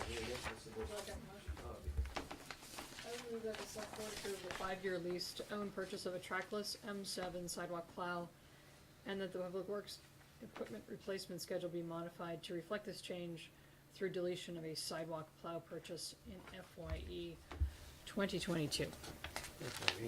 Do I have a second on that? Second. Mike, okay, any further discussion about approving this 5-year lease to own of the trackless M7 sidewalk plow? Okay, hearing none, all those in favor signify by saying aye. Aye. Opposed? Okay, motion passes 5-0. Thank you very much. I hope there's at least one left. Phone call tomorrow morning at 7:30. Yeah, they're closed now, I guess. Okay, so, Mr. Chair, yes. a question. Yes. Back, just jumping back one subject. I was struggling to find a diagram to ask questions about alternative 3, and I missed the gun. So my question really is to staff. If I had questions or concerns about a particular portion of alternative 3, address that to you and let you cipher that out? Yes, please. Okay. Okay, I know we have a number of people here who were probably here for the firearms scheduling discussion. Can I just see a show of hands for how many are here? Okay.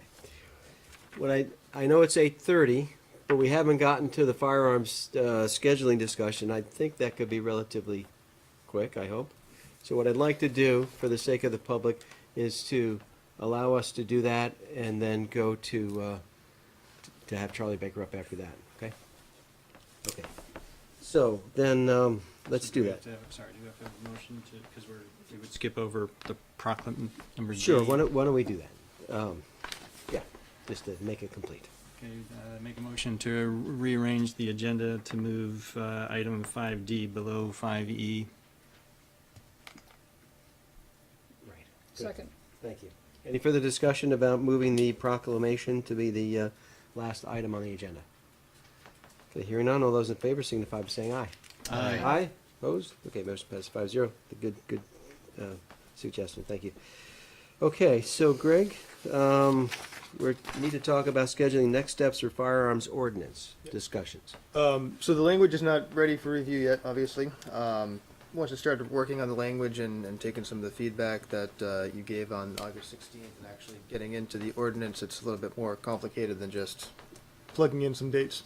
For one thing, mea culpa, completely forgot about the tree farm, so I want to point that out. Half of which is in the town area where discharge is allowed, half of it's in the village with discharge. It's similar, in my opinion, to Saxon Hill and Indian Brook in terms of heavy recreational use, and should that be brought into the conversation. So I wanted to propose some language there. Also just cleaning up in terms of making sure that other parts of the ordinance are captured. In you know, for instance, definition of a park would include the Horton property, the 50 acres that town took over not too long ago. The way it reads right now, that would be in no discharge. It'd just be a little 50-acre parcel up in the woods where shooting is currently allowed. That, the way I read the ordinance right now, there's no discharge in parks except for Indian Brook. So that would be capturing that. So those are just some of the little nuances that need to dig into some more. So with that in mind, was looking ahead and figuring out what dates are available to plan for some of that stuff and look ahead, and looking for some guidance from the board as to when you want to continue this discussion. Okay, thank you. And what I'd like to propose, as we're trying to schedule these discussions, is that we kind of break it up into two pieces. One would be to continue the discussion of finalizing the town parcels, like Indian Brook and Saxon Hill and the tree farm. let's get that settled and agreed to, and then keep the ordinance open, and then schedule another time when we could talk about shooting ranges, because that's something that we need to talk about as well. But I'd like to, with your blessing, is to split that into two, so we can handle the one till completion, which I think a little bit more tweaking, we're kind of almost there. And then for the shooting range discussion, it's going to take some understanding from legal to see what is even doable, if anything. And what I'd like to do between now and whenever we schedule that is have you send whatever questions you think our legal needs to answer and send those to Greg. And Greg will collect those and then give them to our legal counsel.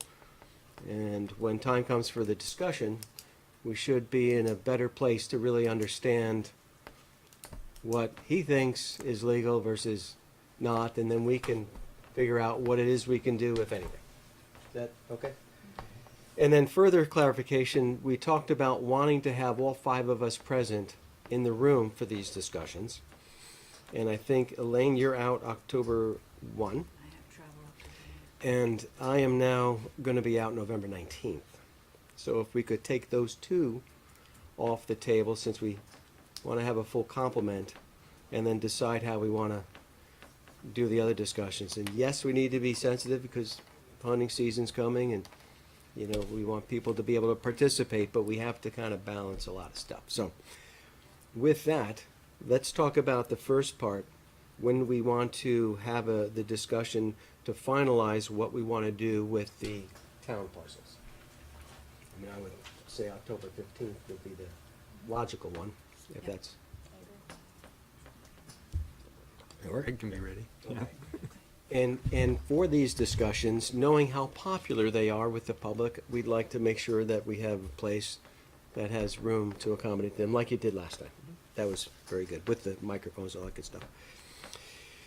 Okay, so then that leaves, we need to schedule the one where we could do the shooting range discussion. Now, we need to give Bill enough time. I'm not sure what you guys think he will need, because I assume he's going to get a lot of questions I'd like to from give us. him a couple weeks at least to research some questions, and the sooner the better. Would November 5th be too soon, do you think? We can shoot for that. Think we can shoot for that one? Sorry. The pun not No, intended? not intended. Okay. So how does that sound to the board? Would the 5th be okay for the, to start the shooting range discussion? Is that being sensitive enough to the hunters? Do you want to be here for that? Or has their season begun at that point? Youth weekend is that first weekend in November, then there's a gap until rifle season opens up. And if I'm wrong, I'm sure that somebody here can correct me. Youth is the first weekend. And if I understand, the ordinance current is the ordinance. What's permitted now is currently permitted. You have not changed anything. So if the select board does not adopt anything new, that's the ordinance that's currently in place. And second, any ordinance that you adopt, you can put an effective date into the future so as not to make anything confusing of what's going on now. You have what you have. And one of the things staff talked about was we would rather make it as good as we can make it and as less confusing as we can make it than just getting it to a date. Agreed. Okay. So we have October 15th. Andy? I just wanted to clarify again, maybe we've heard this, what's the process for changing an ordinance? Do we need to have a hearing, or what are the? You want to? Yes, Speak to that. for the board to change an ordinance, basically you have to accept it. Basically you approve the ordinance, then you warn a public hearing after you approve it. It needs to be at least 5 days or 7 days, I forget which, but a little over a week, approximately a week. Then you have a public hearing. Once the public hearing is done, you can adopt the ordinance immediately. And there's also options for petitions from voters if somebody disagrees with the way the ordinance is crafted or written up. There can be a petition circulated with 5% of signatures from 5% of registered voters to have a townwide vote on the ordinance. So those are the two ways. Mike? So going a little bit further down that road, were we to agree on language on the 15th for the hunting piece, how much time would we need in order to be able to get a public hearing on and scheduled? What I was proposing is that we just, on the 15th, hopefully finalize what we talked about with the town parcels, leave the ordinance open. So that means you don't need the public hearings yet because we haven't adopted or accepted it. Keep it open until we can figure out what, if anything, we want to do with shooting ranges that we might want to include in the firearms discharge ordinance. And then at that time, it would be, I think, more appropriate to say, let's get all the language, have it come back to us to a point where we can approve it, and then schedule public hearings from there, as opposed to going through two ordinance changes right in a row. Does that make sense? I understand it. I'm not sure I agree with it. But Okay, so we have the 15th, and then would November 5th be okay to, assuming we finish the public parcels on the 15th, assuming that's accomplished, then we could look at November 5th for the shooting range.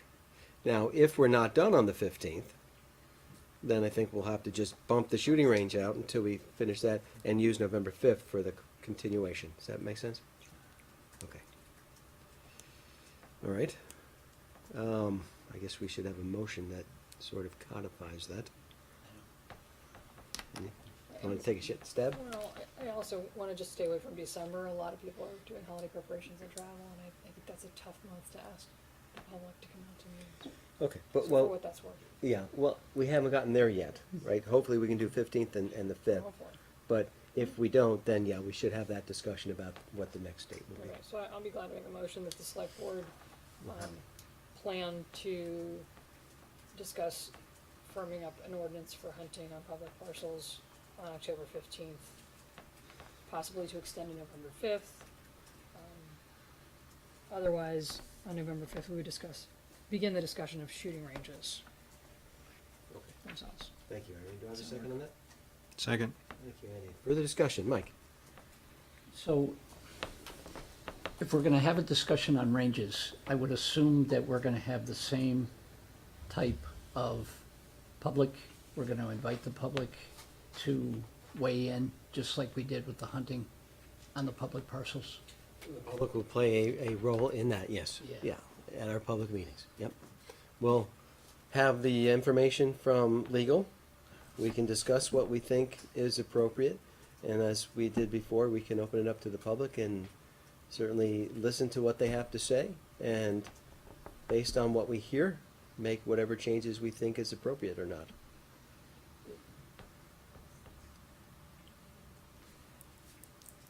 I have concerns about how long this is gonna, I thought we were gonna keep the ranges piece more separate than the way you're laying it out now.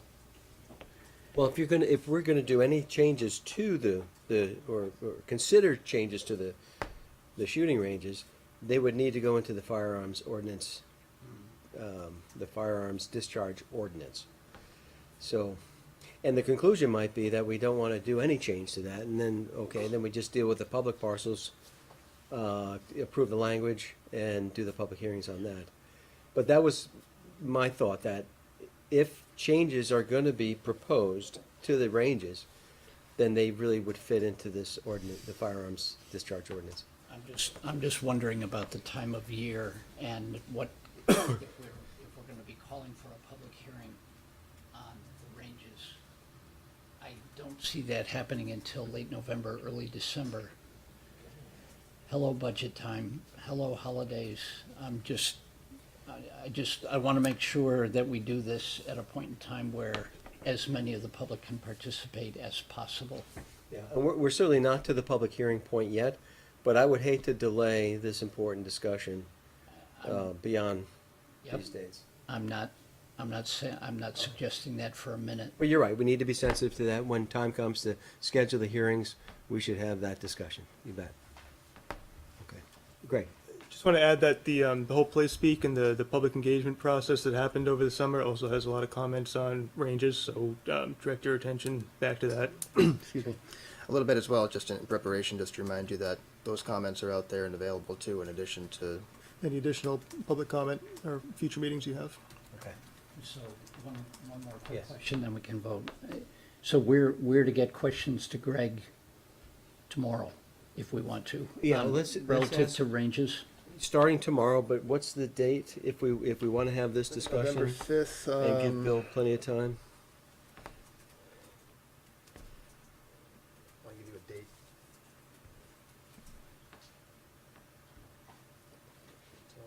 Let's say September 28th, the end of the month. Okay. Elaine? When we have our conversation regarding shooting ranges, I'd like to find out, or like to know whether you're expecting our attorney to attend? Oh, yeah. And will there be any other expertise in the audience, perhaps from Forest Parks and Recreation or Fish and Wildlife, wherever you feel that it's necessary, but I strongly suggest we have some expertise in the audience. Yes. We're looking to have our town attorney in the audience. We will certainly have staff, the people that were on the committee, several people that were on the committee, including the police department, recreation, and we can seek other people from Fish and Wildlife as well. Yeah, there was a gentleman in the audience on the bet. 16th who Yeah. offered his services. I thought he was from Fish and Wildlife. He was, He should probably be there, yeah. Maybe take better use of them. if he has time, right? I mean, he was more than willing. He was genuinely interested in providing whatever help he could. I'd say we should avail ourselves of it. Okay. Any other comments on choosing the 15th and November 5th for the next discussions? Okay, hearing none. All those in favor signify by saying aye. Aye. Opposed? Okay, motion passes 5-0. Thank you all, and for being flexible about making sure all 5 of us are going to be present for these important discussions. Okay, so by definition, it's we already moved on. Sorry, and I did. We had motion on the table, and our practice is that we don't take comment when there's a motion already on the table. If it's quick, Tim. Yes, just with respect to the timing and your dates. Yes. And trying to lay out, as he was showing concern for it, anything you start putting on the table, whether for public hearings and all this other stuff, in my opinion, if it happens anytime between, at the earliest, mid-October through December, a lot of the people that are on the against an ordinance change, us hunters, for example, we could be traveling, not even available for those public hearings. So we're looking like you gotta keep track of that timetable to give ample opportunity for those of us who are opposed to any changes or are in the middle of hunting to be able to be available for those public hearings also. That's all I wanted to say. Okay, and I would suggest that you do emails too. Yep. And we'll make sure that they're included in the pack and that they get read and considered as well, Tim. Absolutely. Thank you. Okay, again, if it's real quick, Very short your name question. again, sir? My name is Igor Polanov on 198 Chapin Road. I have a question. When you were talking about the public land, Yes. is the question of perhaps expanding the buffer into private land still on the menu? We haven't made a decision on that Great. yet. Thanks, sir. Yeah. Okay. Hey, Okay, so, yes. One second, sorry, I missed, usually you turn around and say, hey, does the public have any comment? I was politely waiting for that, so I apologize for missing that. Okay, well, because I'll we be- weren't I'll be talking very about the quick. ordinance, we're just talking about our timing, but, I'll be very quick. Yes. My comment is regarding just to plant a seed in your minds as you're formulating your questions pertaining to shooting ranges. We talked about this, we talked about hunting. Us hunters need to target practice. We would be remiss in our task if we didn't practice before we went out and hunted. So just be mindful of that if you could, as you're formulating questions and starting to think about this. We Very went from aware. hunting Yeah. onto shooting, but that's a big piece of it Okay. as preparation. So Okay. thank you for the time. Sorry. Thank you for everyone keeping it brief. Appreciate it. Okay, so by definition, it's 8:30. And I'd like to welcome Charlie Baker and Jeffrey Carr, our Essex rep, up to talk to us about the Chittenden County Regional Planning Commission annual report. Kind of an update. The report is very impressive. You guys do a lot of stuff. I don't know how you do it. Chair. Thank you for making the time and Yeah. turning the clock back 20 minutes. Appreciate that. Thank you for being patient and waiting. No problem. No problem. Good evening. So I don't want to take a lot of time, but happy to answer questions. The first page of the report gives you some background about what the RPC is. It's an organization made up of the municipalities. You have a seat on our board. Mr. Carr is your primary rep. Ms. Brenner is your alternate. And both have been doing this for many years, and we thank them both a lot for your service. I'm also the second alternate rep for the village. Well, thank you. Even more. Comes in handy at times, yes. So, and we appreciate it, and really, and the town has, your reps have been very active in our committees. Jeff's also on the finance committee and energy committees, and so we really appreciate the amount of time that they invest in the organization. Pain in the hindquarters comes to mind. I thought it was just a happy investment of time, but. No, to you, me to you. Oh, that. Yes. I'm surprised you forgot. Yeah, and really, and you have a lot of other, and staff and other volunteers from the town that participate in our committees, which we really do appreciate. Moving on to the second page of this, and the second and most of the third page kind of list out some individual projects that we worked with the town on, some of which you heard about tonight. So I'm not going to repeat any of that.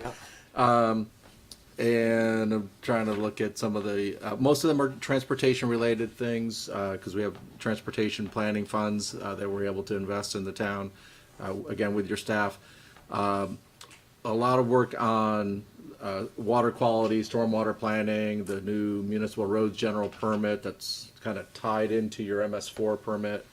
And I'm sure you've had other conversations here at this table about that.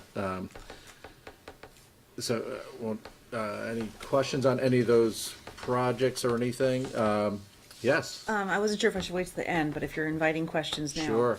So the project that you're doing or have done, the Path Sidewalk Impact Fee project, has that report been completed? I can probably best answer that. Oh, good. Thank you, Greg. Jump on it. That's partially from me not having been able to follow up on it. The report's been completed. It's been presented to Economic Development Commission, the Planning Commission. I don't think the board has seen it yet. There were some comments about wanting to compare it to what other towns have in terms of fees, and concerns about having too many fees, what are appropriate. Looking at some other towns, I think South Burlington has a transportation overall fee that wraps in sidewalk. This is separate from us. Darren's left, but he's done a little bit of work looking into that, and honestly, I just have not picked it back up again, so that's Totally fine. something that you will see at some point. My question is, you're looking at other towns and how their fee structures are set up. Have you looked at the village? And does this study include the village? And are we comparing impact fees in general across the board for the village and the town? Somewhat. It's part of the alignment thing that we're getting into, fees and policies and procedures. Robin Pierce has been aware of this. He's weighed in on some of the comments, the Economic Development Commission level. So we have brought the village into it. I'd have to check in with Darren and see if he's actually pulled up numbers comparing it to the village. Right, I mean, because like you said, alignment, we need to look at all of them. So I was interested to see that there was a study being done on some of them, so I'm looking forward to reading that. Thanks, Greg. Okay. Thank you. No problem. Anything else on the town-specific activities? The next section. This is the town outside the village projects. Thank you. Almost all of them, yeah. I'm trying to Almost think if all, there, sometimes there are some And yet they things that- benefit the entire town. Yeah, and yeah. Let us know how we can help with any of that. Yeah, no, As there's no we're need to working on things. And then the next section gets into things that are in the Transportation Improvement Program, which is kind of our regional version of a capital improvement program. It's a federal requirement that we have that in place for V-Trans to be able to spend federal transportation dollars. And so this is a list of projects. They're not exactly in date order, but you have a lot of projects. I mean, relative to other towns, and not surprising, you're a large population town, but you have a lot of investments on the program scheduled for the coming years. A couple with notes with the construction schedule to be determined. And I don't know a lot of specifics about the actual details of some of these projects, but let me know if you have any questions and I can follow up if you do. I'm sure Dennis has probably updated you about many of these. There are funding issues with the Circle Alternative projects, which, we were fortunate enough to get some of the more important ones in early. We're doing a lot better than Williston is in that regard. So there are, and I think everybody knows that when we pass a tip at the MPO level, CCMPO level, because it's the CCRPC and the Chittenden County Metropolitan Planning Organization, that those projects automatically get incorporated into the state transportation improvement program. I didn't think there was a CCNPO anymore. I thought it was all. It's the function of the MPO. Yeah, Yes. so it's part of. And we sometimes talk about it as MPO business. Right, we have items that are MPO business, which means that there are some representatives in the RPC that are not voting members of the Metropolitan Planning Organization Board. And so when we have something that's MPO business, it's only the municipalities. For example, the low-income or environmental advocates don't vote on MPO business, but they vote on RPC business. Okay, I see. Yeah. The function is still there. Yeah. It's now just in what organization. One of those little issues as we merged, we figured out how to work through. Makes sense. Thanks for the clarification. As an example. And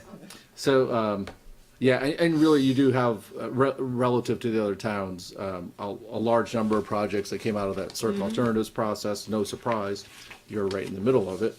And actually you really have a lot of things programmed for the next few years, so it's good not to see 20, 23, 24, 25. You have a lot of things in the next few years program. We hope everybody's enjoying the 117 project.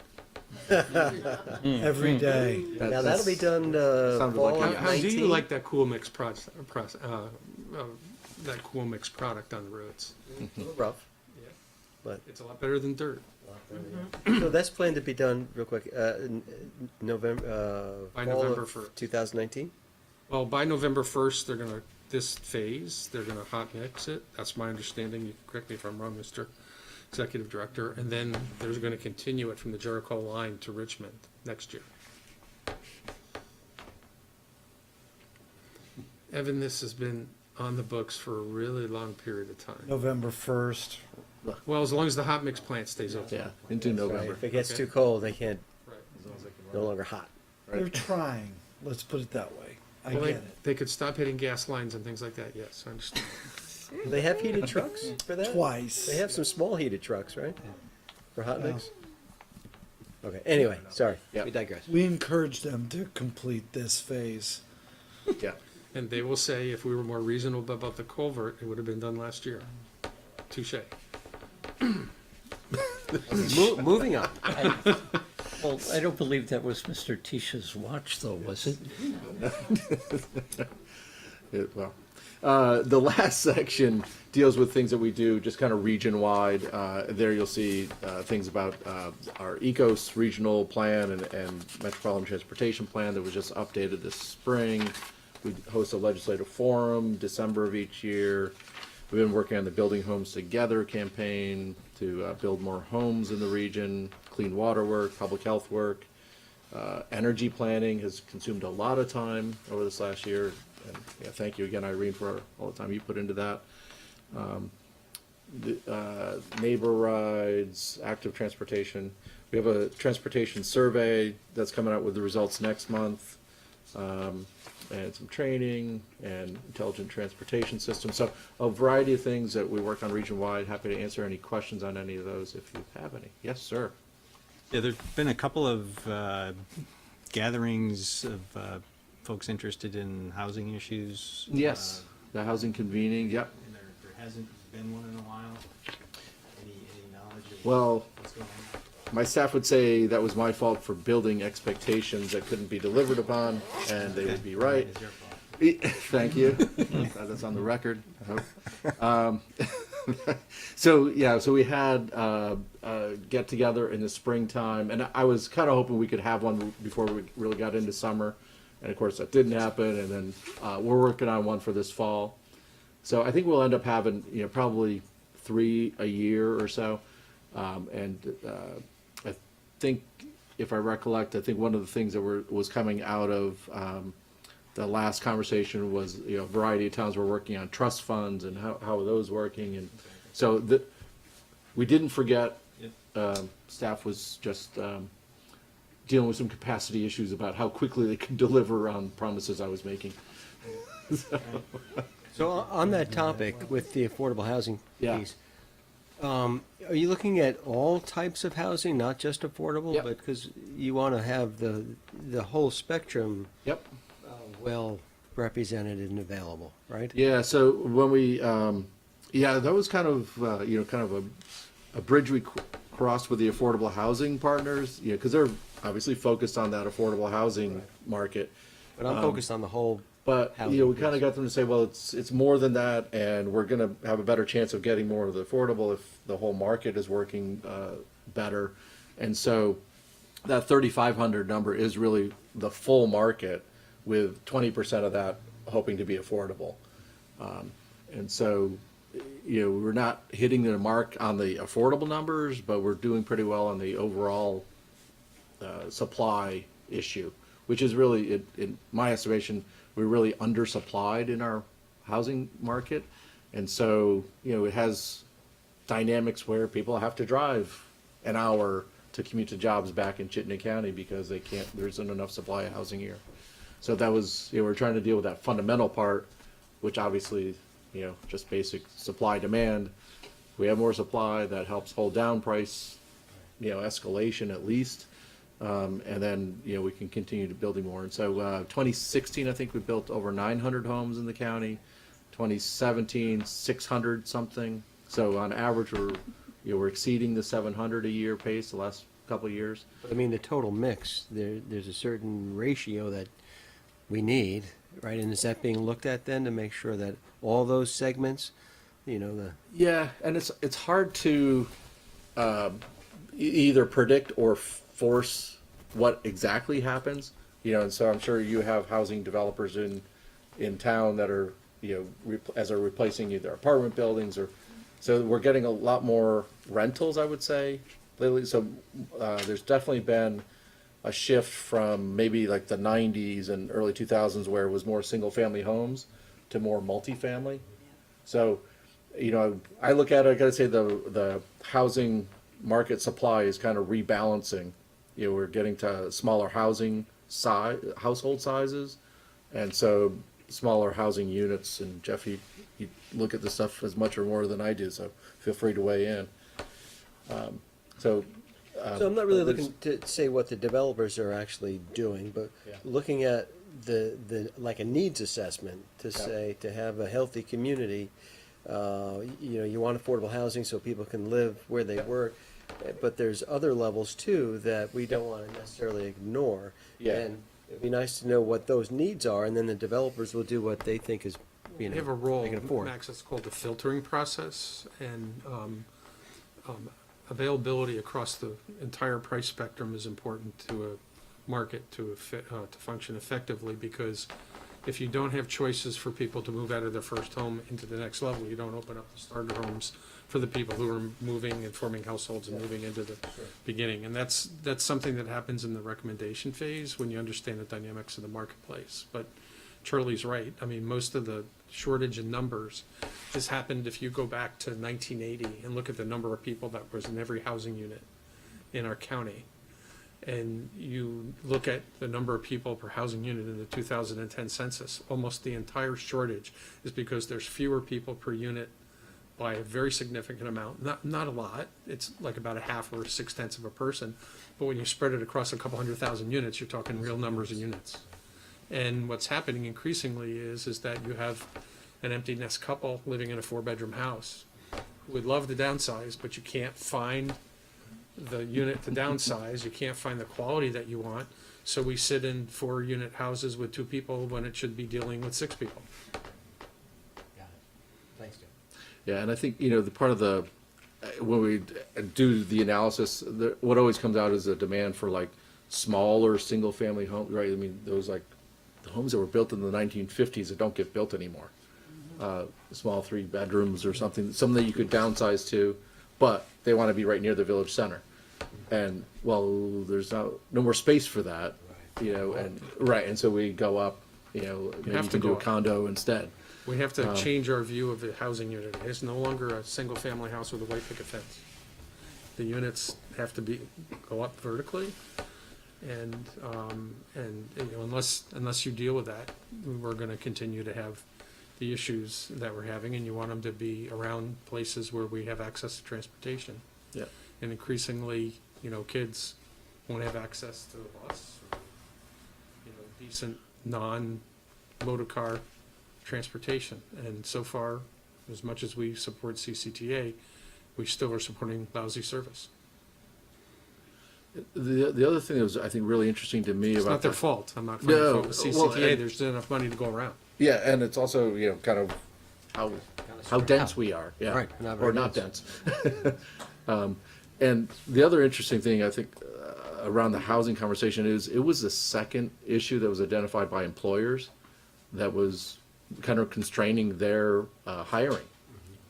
You know, first was workforce skills and like finding that right employee, but then if they did, then, and sometimes often they were importing that worker, the worker trying to find a house that made sense to them wasn't happening. And so this isn't, you know, just housing for housing's sake. It's, you know, it's all wedded together and important to our overall economy and livability and all those, transportation, all those issues. Sorry to go on that. No, that's good. It's a important. big It's a issue. very important issue, yeah. Happy to answer other questions, yeah. Can we get an update on the dispatch? You can. You didn't vote for it. Yet? We didn't vote No, on it. no. That's not an update, though. No, that's, I guess you already knew that. Yeah, we knew that. Yeah, sorry, I'm trying to, where was that? Page 5, Thank you. page 6. Oh, It was okay, at the end. that's why, it was right at the bottom of page 5, thank you. So, we had 6 of the towns that put, 6 of the 7 that put it on the ballot. In Essex, it wasn't on the ballot. Shelburne's the other town, or did not vote for it because they already have the 911 answering system in Shelburne, so it was a little more controversial there. The other 6 towns are moving ahead, and they're, you know, I would say kind of methodically working through the issues. And so they're in the process now of kind of bringing on a consultant team to help get things rolling. One of the challenges, of course, you know, we got 6 towns working together. No single town, this is a good thing and a bad thing. No single town is, you know, taking charge in a negative way. So they're really trying to share the responsibility across the 6 towns. So they're bringing in somebody from the outside to help manage and get it going. So that process is underway right now. So it's, I would say, very much in startup stage. Yeah, I would hope in a few months, you know, probably in early 19, there might be some more practical updates of what's happening and progress that's getting made. But, you know, the range of issues that they're dealing with run the full gamut, you know, from, Some examples. you know, from the mechanics of, like, you know, the space and the equipment and things like that. A big pot of HR issues. You know, they've got 6 unionized workforces talk about how are they gonna rationalize, are they gonna come together under a new employer? How long would it take to do that? And then even just transition issues, are we gonna do one town, two towns start together, join a third town, and all the operating procedures and things like that because it's not just the dispatchers, it's the dispatchers' relationships to all the public safety personnel. And, some of their policies and procedures may be a little different town to town, so we gotta, now, it's not really internal, it's a little external to all those public safety personnel, making sure they all get more consistent. So, multiply, it's not just 6 police departments, it's, 6 police departments, 6 fire departments, a few EMT rescue chiefs as well, so. Call out of Public Works. Yeah, a little bit of that, and so, anyway, there's a lot to go through, and so I can't remember, but they literally have a list. I can't remember now if it's 50, items kind of on their checklist of things they got to work through, and so they're still very early stages, honestly. So can I, is there any better understanding of the investment that's going to have to be made in technical infrastructure to accomplish this, and what the town's shares might be, or it's still kind of a I do not think we've made shapeless any number at the moment? updating of the numbers that we had since the spring. So, and again, I think it was like, let's get some independent thinking coming in from the outside who's kind of neutral, doesn't work for any individual town, and start working through that work. So, stay tuned. Yeah, no, it's a big hill to climb there. How about the item right above that one, public health and the opioid crisis? Yeah. What kind of things are you working on there? We were serving as the employer of the Opioid Alliance staff for the first couple years of startup. And this should probably say this, we transferred that staffing responsibility or staff management responsibility to United Way as a kind of more natural fit for them. It didn't end up in the United Way at the beginning because Martha Maxim was the director and she wanted to be involved more actively on the committee, and so she didn't want to be both the policy advocate and the manager of the staff. And so we were kind of a neutral facilitator to do that. I would think it's, we hired a new director at the beginning of this calendar year for the Opioid Alliance, and I think, the medical center, the health department, Howard Center, City of Burlington, there's a lot of good, the leadership of those, Eileen Whalen, the mayor, Bob Bick, all those folks are around the table. And so I think it's really helped moving a lot of policy issues forward over the last couple of years, and, things that have been, and push things down to the legislature. So I think there are some big policy change things that have been moving forward. Of course, the outcomes on the ground in terms of like reducing the deaths and things, there's a time lag to that, but I think there's a lot of reason for optimism that kind of getting a better handle on it. And even the early discussions really led to the medical center pushing more of a, the Howard Center had the hub, and the medical center really worked hard with their primary physicians to get spokes. So a lot of their primary physicians are now providing treatment options in primary care settings as opposed to having to go to, a Howard Center treatment facility. So I've been pretty optimistic and impressed at how that conversation's going. You just started this 2 or 3 years ago, is that right? Yeah, it was, probably maybe 3 years ago with the initial conversations, and staff might have been hired 2.5 years ago. It's a big issue. Just gives you a wide, illustration of the wide variety of issues. Because of probably the lack of county government umbrella that we have in the Northeast, that we have to start things. I mean, you wouldn't normally think that an organization that dealt with everything from transportation funding would handle things like regional dispatch and opioid, setting up an implementation piece of the strategy that we have more broadly around the state. Remember having that discussion 3 years ago. Yeah, right. We started that. Andy? Does CCRPC still have a seat at the table?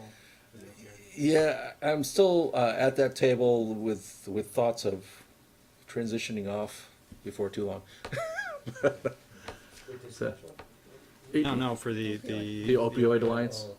Yeah, I mean, I'd be curious. I don't, you know, do you think is it helpful? I mean, it's been interesting, and I think is Essex participating in the community outreach program with the police officers? Yes. You know, and so in a way that kind of grew out of this conversation as you know. I think the town started talking about more mental health issues that their police departments were confronting, and how do we work better with Howard Center, and it kind of started here. You know, which was very opioid focused, but then kind of spread to like, oh, there's bigger mental health issues also. And so, yeah, I'd be kind of curious as to your reaction. Is this something we should stay, kind of keep a finger in, or? Well, can I continue? I don't know how much Jeff was involved in that, or because we so we didn't have a. It's not a wheelhouse issue for me. We didn't have a rep at the table for us, but at least we get to talk to you once a year about it. I'm wondering whether we. But Andy, you can always ask me about something that's happened at the RPC, and if I can't answer it, I always go to the staff. I wouldn't answer a question without talking to the staff anyway on that. But you know, that's just an example of, you know, to Charlie's credit, we have trouble saying no when people come to us with need. So we do things like regional dispatch. So we do something like actually staff up something that's a regional effort, because there's really no other place for it to happen right away, at least in its infant stages, and then we pass it on when we build the bandwagon to everybody to jump on. And also at the start of it, it was also very clear this was not an RPC program. This is a program of the health department, Howard Center, the medical center, and we were just And it was providing funded some separately. side. You're right. It was had- funded separately, and we hired additional staff resources. Yeah, there was so no we weren't town money getting- in it. We weren't getting distracted from our responsibility as a service providing organization to our member communities. But this is something that probably was too big for us to ignore when there was no other place to do it because of the importance to the region and to all of our communities. I can tell you from our police department's perspective, our libraries, our public buildings, the work of the Howard Center, along with our police departments and other departments, has worked out wonderfully. The incidents of people being at our facilities, like our library, and the Brunel Library, when there is a person who has a need for attention and stuff, the Howard Center has really worked well. And I don't know how else to say it, but it frees up our officers to be doing other things in patrol and others, instead of working, being there for a long period of time and maybe even having to arrest this person, which they don't want to do. They are now turning it over to Howard Center. The people are getting the care and attention they need, freeing up our officers and staff to be doing what they were really up to do, instead of one-on-one care. And it is working. It's a good partnership. And we would like to find ways to expand that use, along with CJC, the Community Restorative Justice Center, and those types of things that free us up to do what we need to do. And we thank your organization for being a lead in helping sort of just give it a global view, and then also figuring out how we can all work together and make it work financially, because it doesn't work if we're all independent. It just doesn't work. Yeah, and to me, this is what kind of one of the outcomes of the ECOS plan, where we started talking about the cross the web, really, and the need to kind of partner and bring partners in to different tables and understand each other's issues and how we can help each other more, because nobody can do all this stuff alone. And one more thing that Charlie does, I'm not sure, I don't remember it exactly on your list, but he hosts a monthly local managers luncheon where we talk topics. So anything that we have a general topic a month or so ago was opioids and the Finland, no, what, Iceland. Iceland study and how they addressed drug use and its precursors, but also when we wanted to talk, whether it was dispatch or other local issues, we can ask each other more directly, what are you working on? Is there anything? And it's great. He hosts it and facilitates it too occasionally if we get off topic. And don't forget, you guys get invited a couple times a year to participate in our things, the legislative thing and our annual meeting. And you're more than welcome and should come, because they're actually good programs. And reach out to me anytime if I can help, make a Or me. connection to something. Or Jeff, too. So when is your annual meeting? Annual meetings usually in June, so yeah. It's an echo this year. That's great. Yeah. I've been to it before. Yeah, and this past, June, we did it with GBIC, which worked out well because they were trying to have theirs the same night anyway. So let's do it at the same time in the same place. So we tried to do something in June and something in And December. then we do our legislative breakfast before the session, December. which many of you come to. Yeah. But we discuss topics, and it's an opportunity for us all to be together with all of our state reps and the senators that come. Any other questions or comments for Charlie or Jeff? I just want to say thanks to Charlie because I think you've driven this organization to places I never envisioned when I started out 11. I'm not sure if I was driving or Well, just trying not to fall off. You've just added so much more value, I think, to the municipalities that are part of the RPC. I We don't know, wouldn't Jeff, maybe you have, want we wouldn't have moved to merge the two organizations if this wasn't That the too. executive director. That too, but And it not just really. made so much sense to do that because we were 15 years where we had the MPO over here in its own office space and with the RPC. And now we have an organization that has a very robust agenda. Sometimes I look at what we do and I can't believe that we do it. And that's why we have all these proclamations for all of our staffers all the time. So thanks so much Well, for no, all thank you you. do and your Appreciate staff it. because But it's really everyone totally working. amazed at what you're adding and how you still keep all these balls in the air and move forward. So thanks. Most of them, but it really is everybody working together. I mean, it's the community, that's kind of breeding this, and so. And we work well with other RPCs as well. So, we're doing a much better job, and with ACCDs, with our program and the flexibility they give us to some degree, with our money, we can do some of the things that need to be done. And to do that, the quality and the amount you do, it takes great leadership, so. I think thank you for that. And a great staff, so thanks. Appreciate you coming in and Yeah, talking. thank you. Jeff and both. Irene, again, thank you both for the work you do for our town. Take care, Charlie. Okay, we're gonna move on to the next item, which is 5D, and that's proclamation of Extra Mile Day. Greg, we've seen this a couple times. I think this is our third time now on our agenda. I believe so. Third time seeing request to proclaim November 1st as Extra Mile Day. It's a request you've gotten the past few years from Extra Mile America. It's a nonprofit organization that empowers individuals, organizations, and cities to go the extra mile. And their belief is inspired, or their work is inspired by the belief that going the extra mile opens doors to new possibilities. Last year the question came up, I believe Irene asked it about what is the first mile, and we were actually get a response from Extra Mile America that the first mile is the 5,280 feet that life requires us to walk every day in our jobs, our roles as parents, friends, spouses, employees, and bosses, and in chasing and after and following through with every one of the 100 plus items on our everyday to-do list. The extra mile, they told us, is finding the energy, heart, spirit to add just a little bit of extra in our effort to make someone's life special. Despite how tired we might be after doing everything else in life we had to do as we walked the first mile.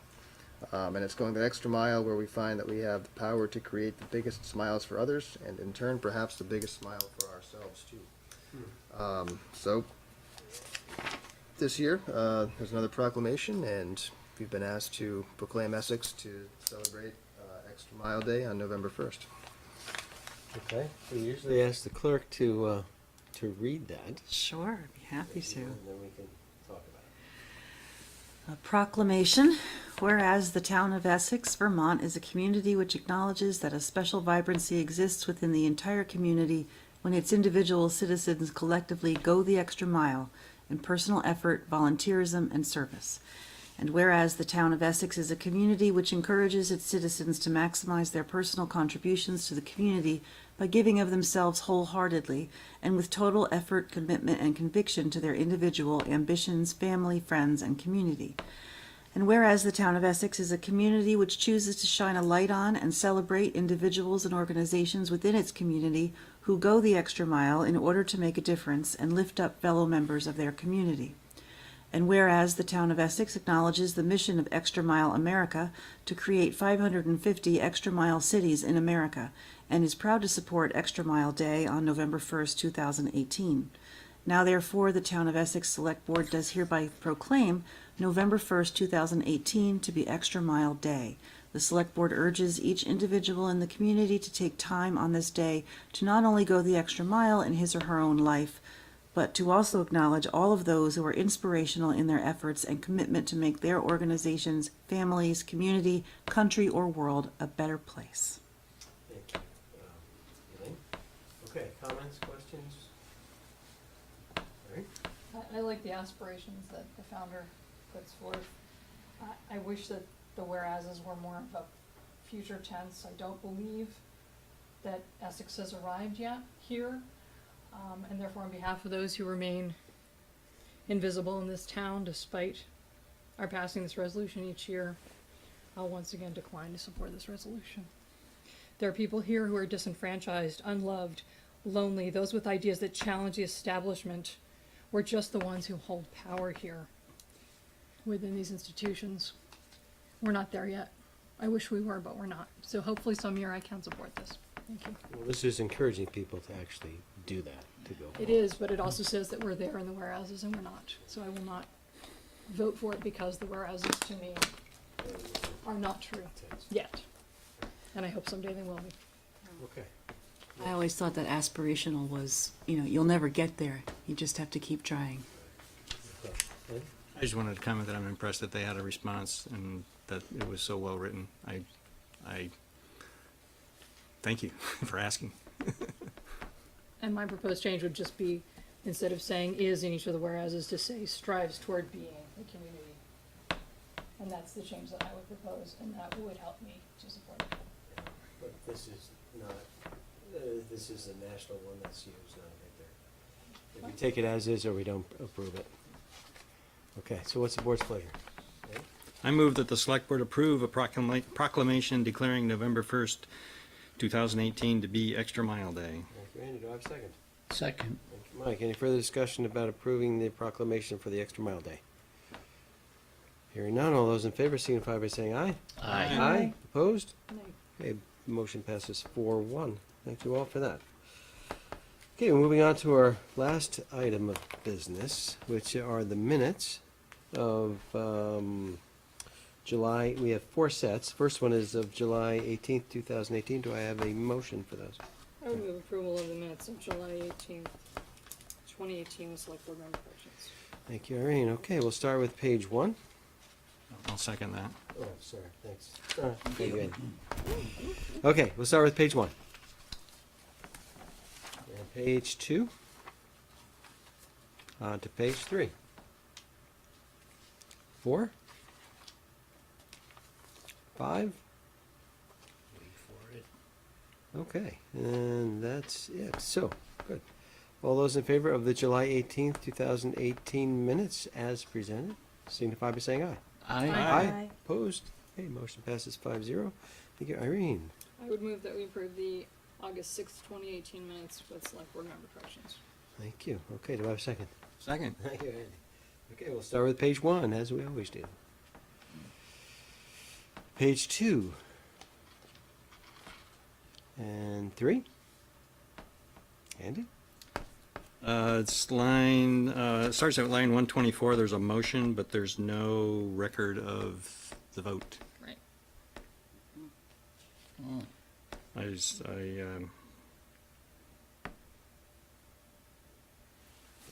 remember how many people we have at this meeting. Is everybody here? Yes. 5, all of us. So I suspect it was unanimous that it needs to be 5-0. I don't recall anybody voting against that, so. Everybody remembers that the same? It would pass unanimous 5-0? Okay, why don't we add that? Okay, good. Anything else on 3? Okay, we're going to 4. 5. All right. Just at the tail end of line 2 and 4, please. I not only talked about the series in 7 days, but I agreed to distribute a link to that series. You agreed to what? I agreed to distribute a link to that series upon request. So, you want to add, And she agreed to distribute a link to that series. anybody has a problem with that? I remember we asked her to do that. Okay. All right, and that's it then. So all those in favor of the August 6, 2018 Select Board minutes with correction signify by saying aye. Aye. Aye. Opposed? Okay, motion passes 5-0.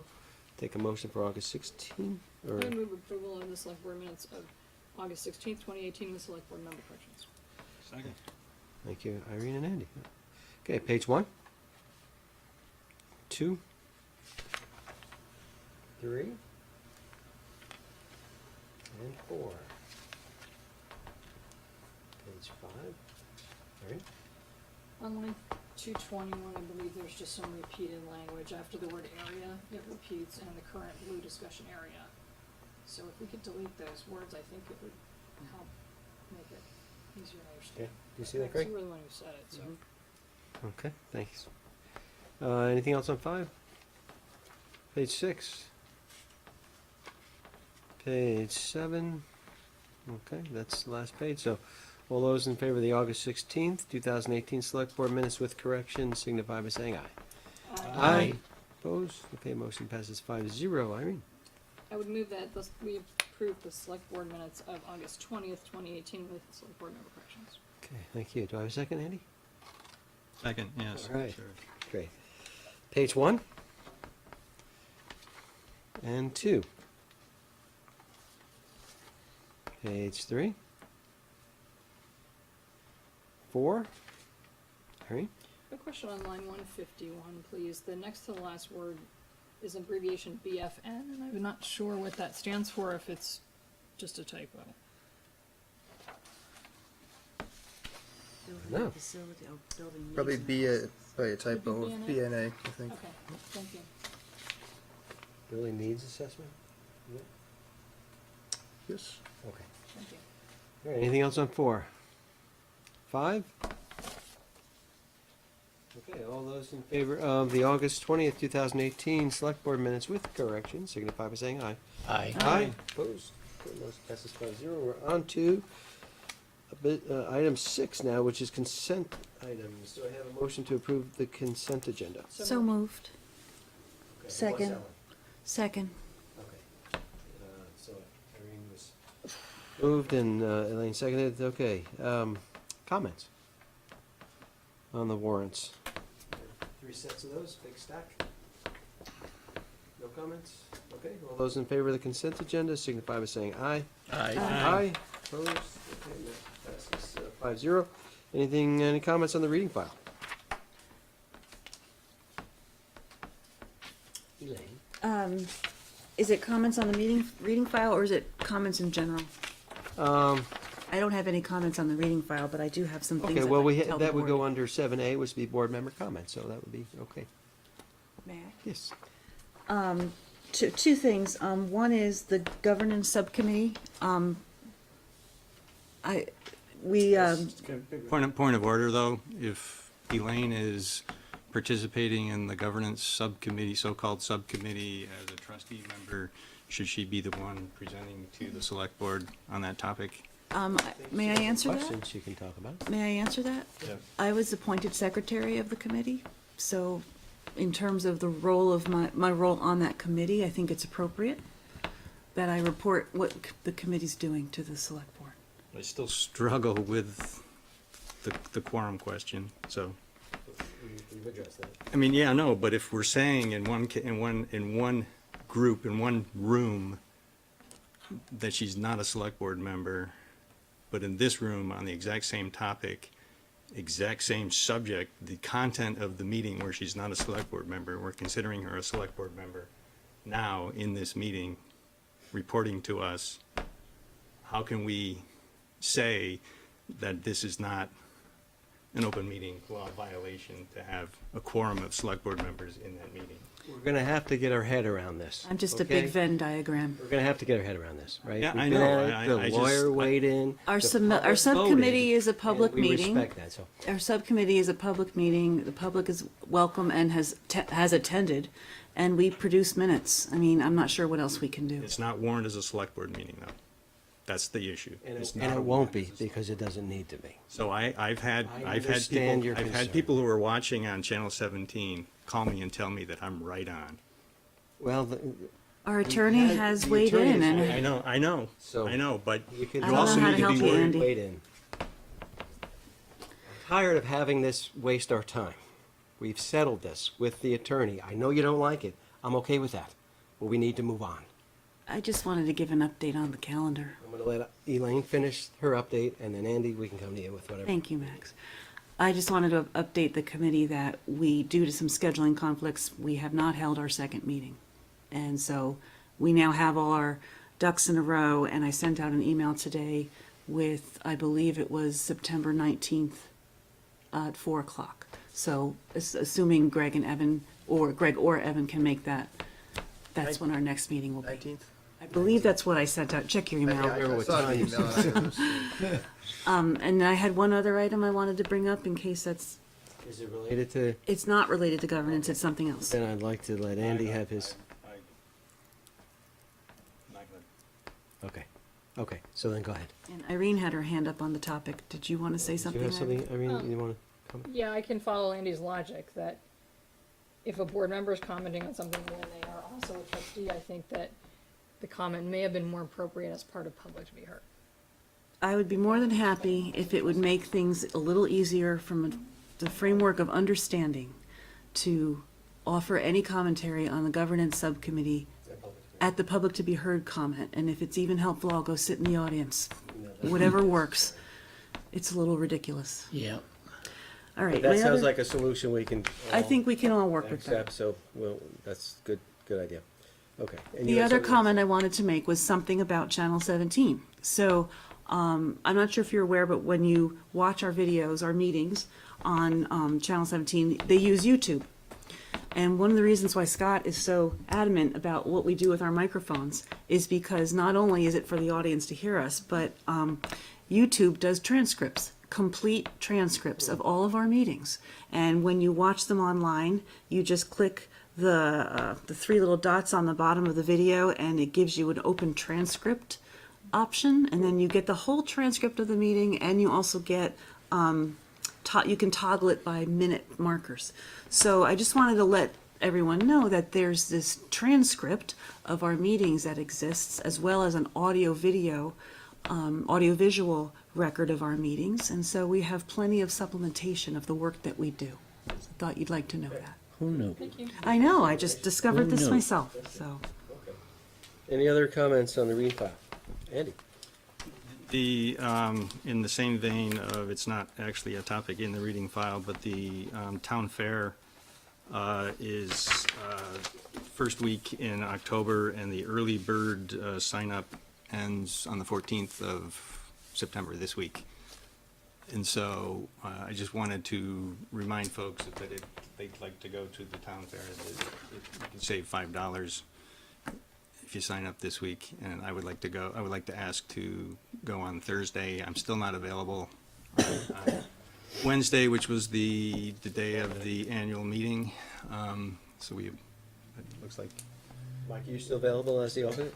you're on for that meeting, but I would like to attend on Thursday. There are a couple of sessions that I'd very much like to attend. I think it's so can I ask? So, you need to be signed up and you need to be signed up. Yeah. The annual meeting is free. He doesn't have to pay to attend the annual meeting, but if he wants to attend any of the other sessions that day or the next day, then he has to sign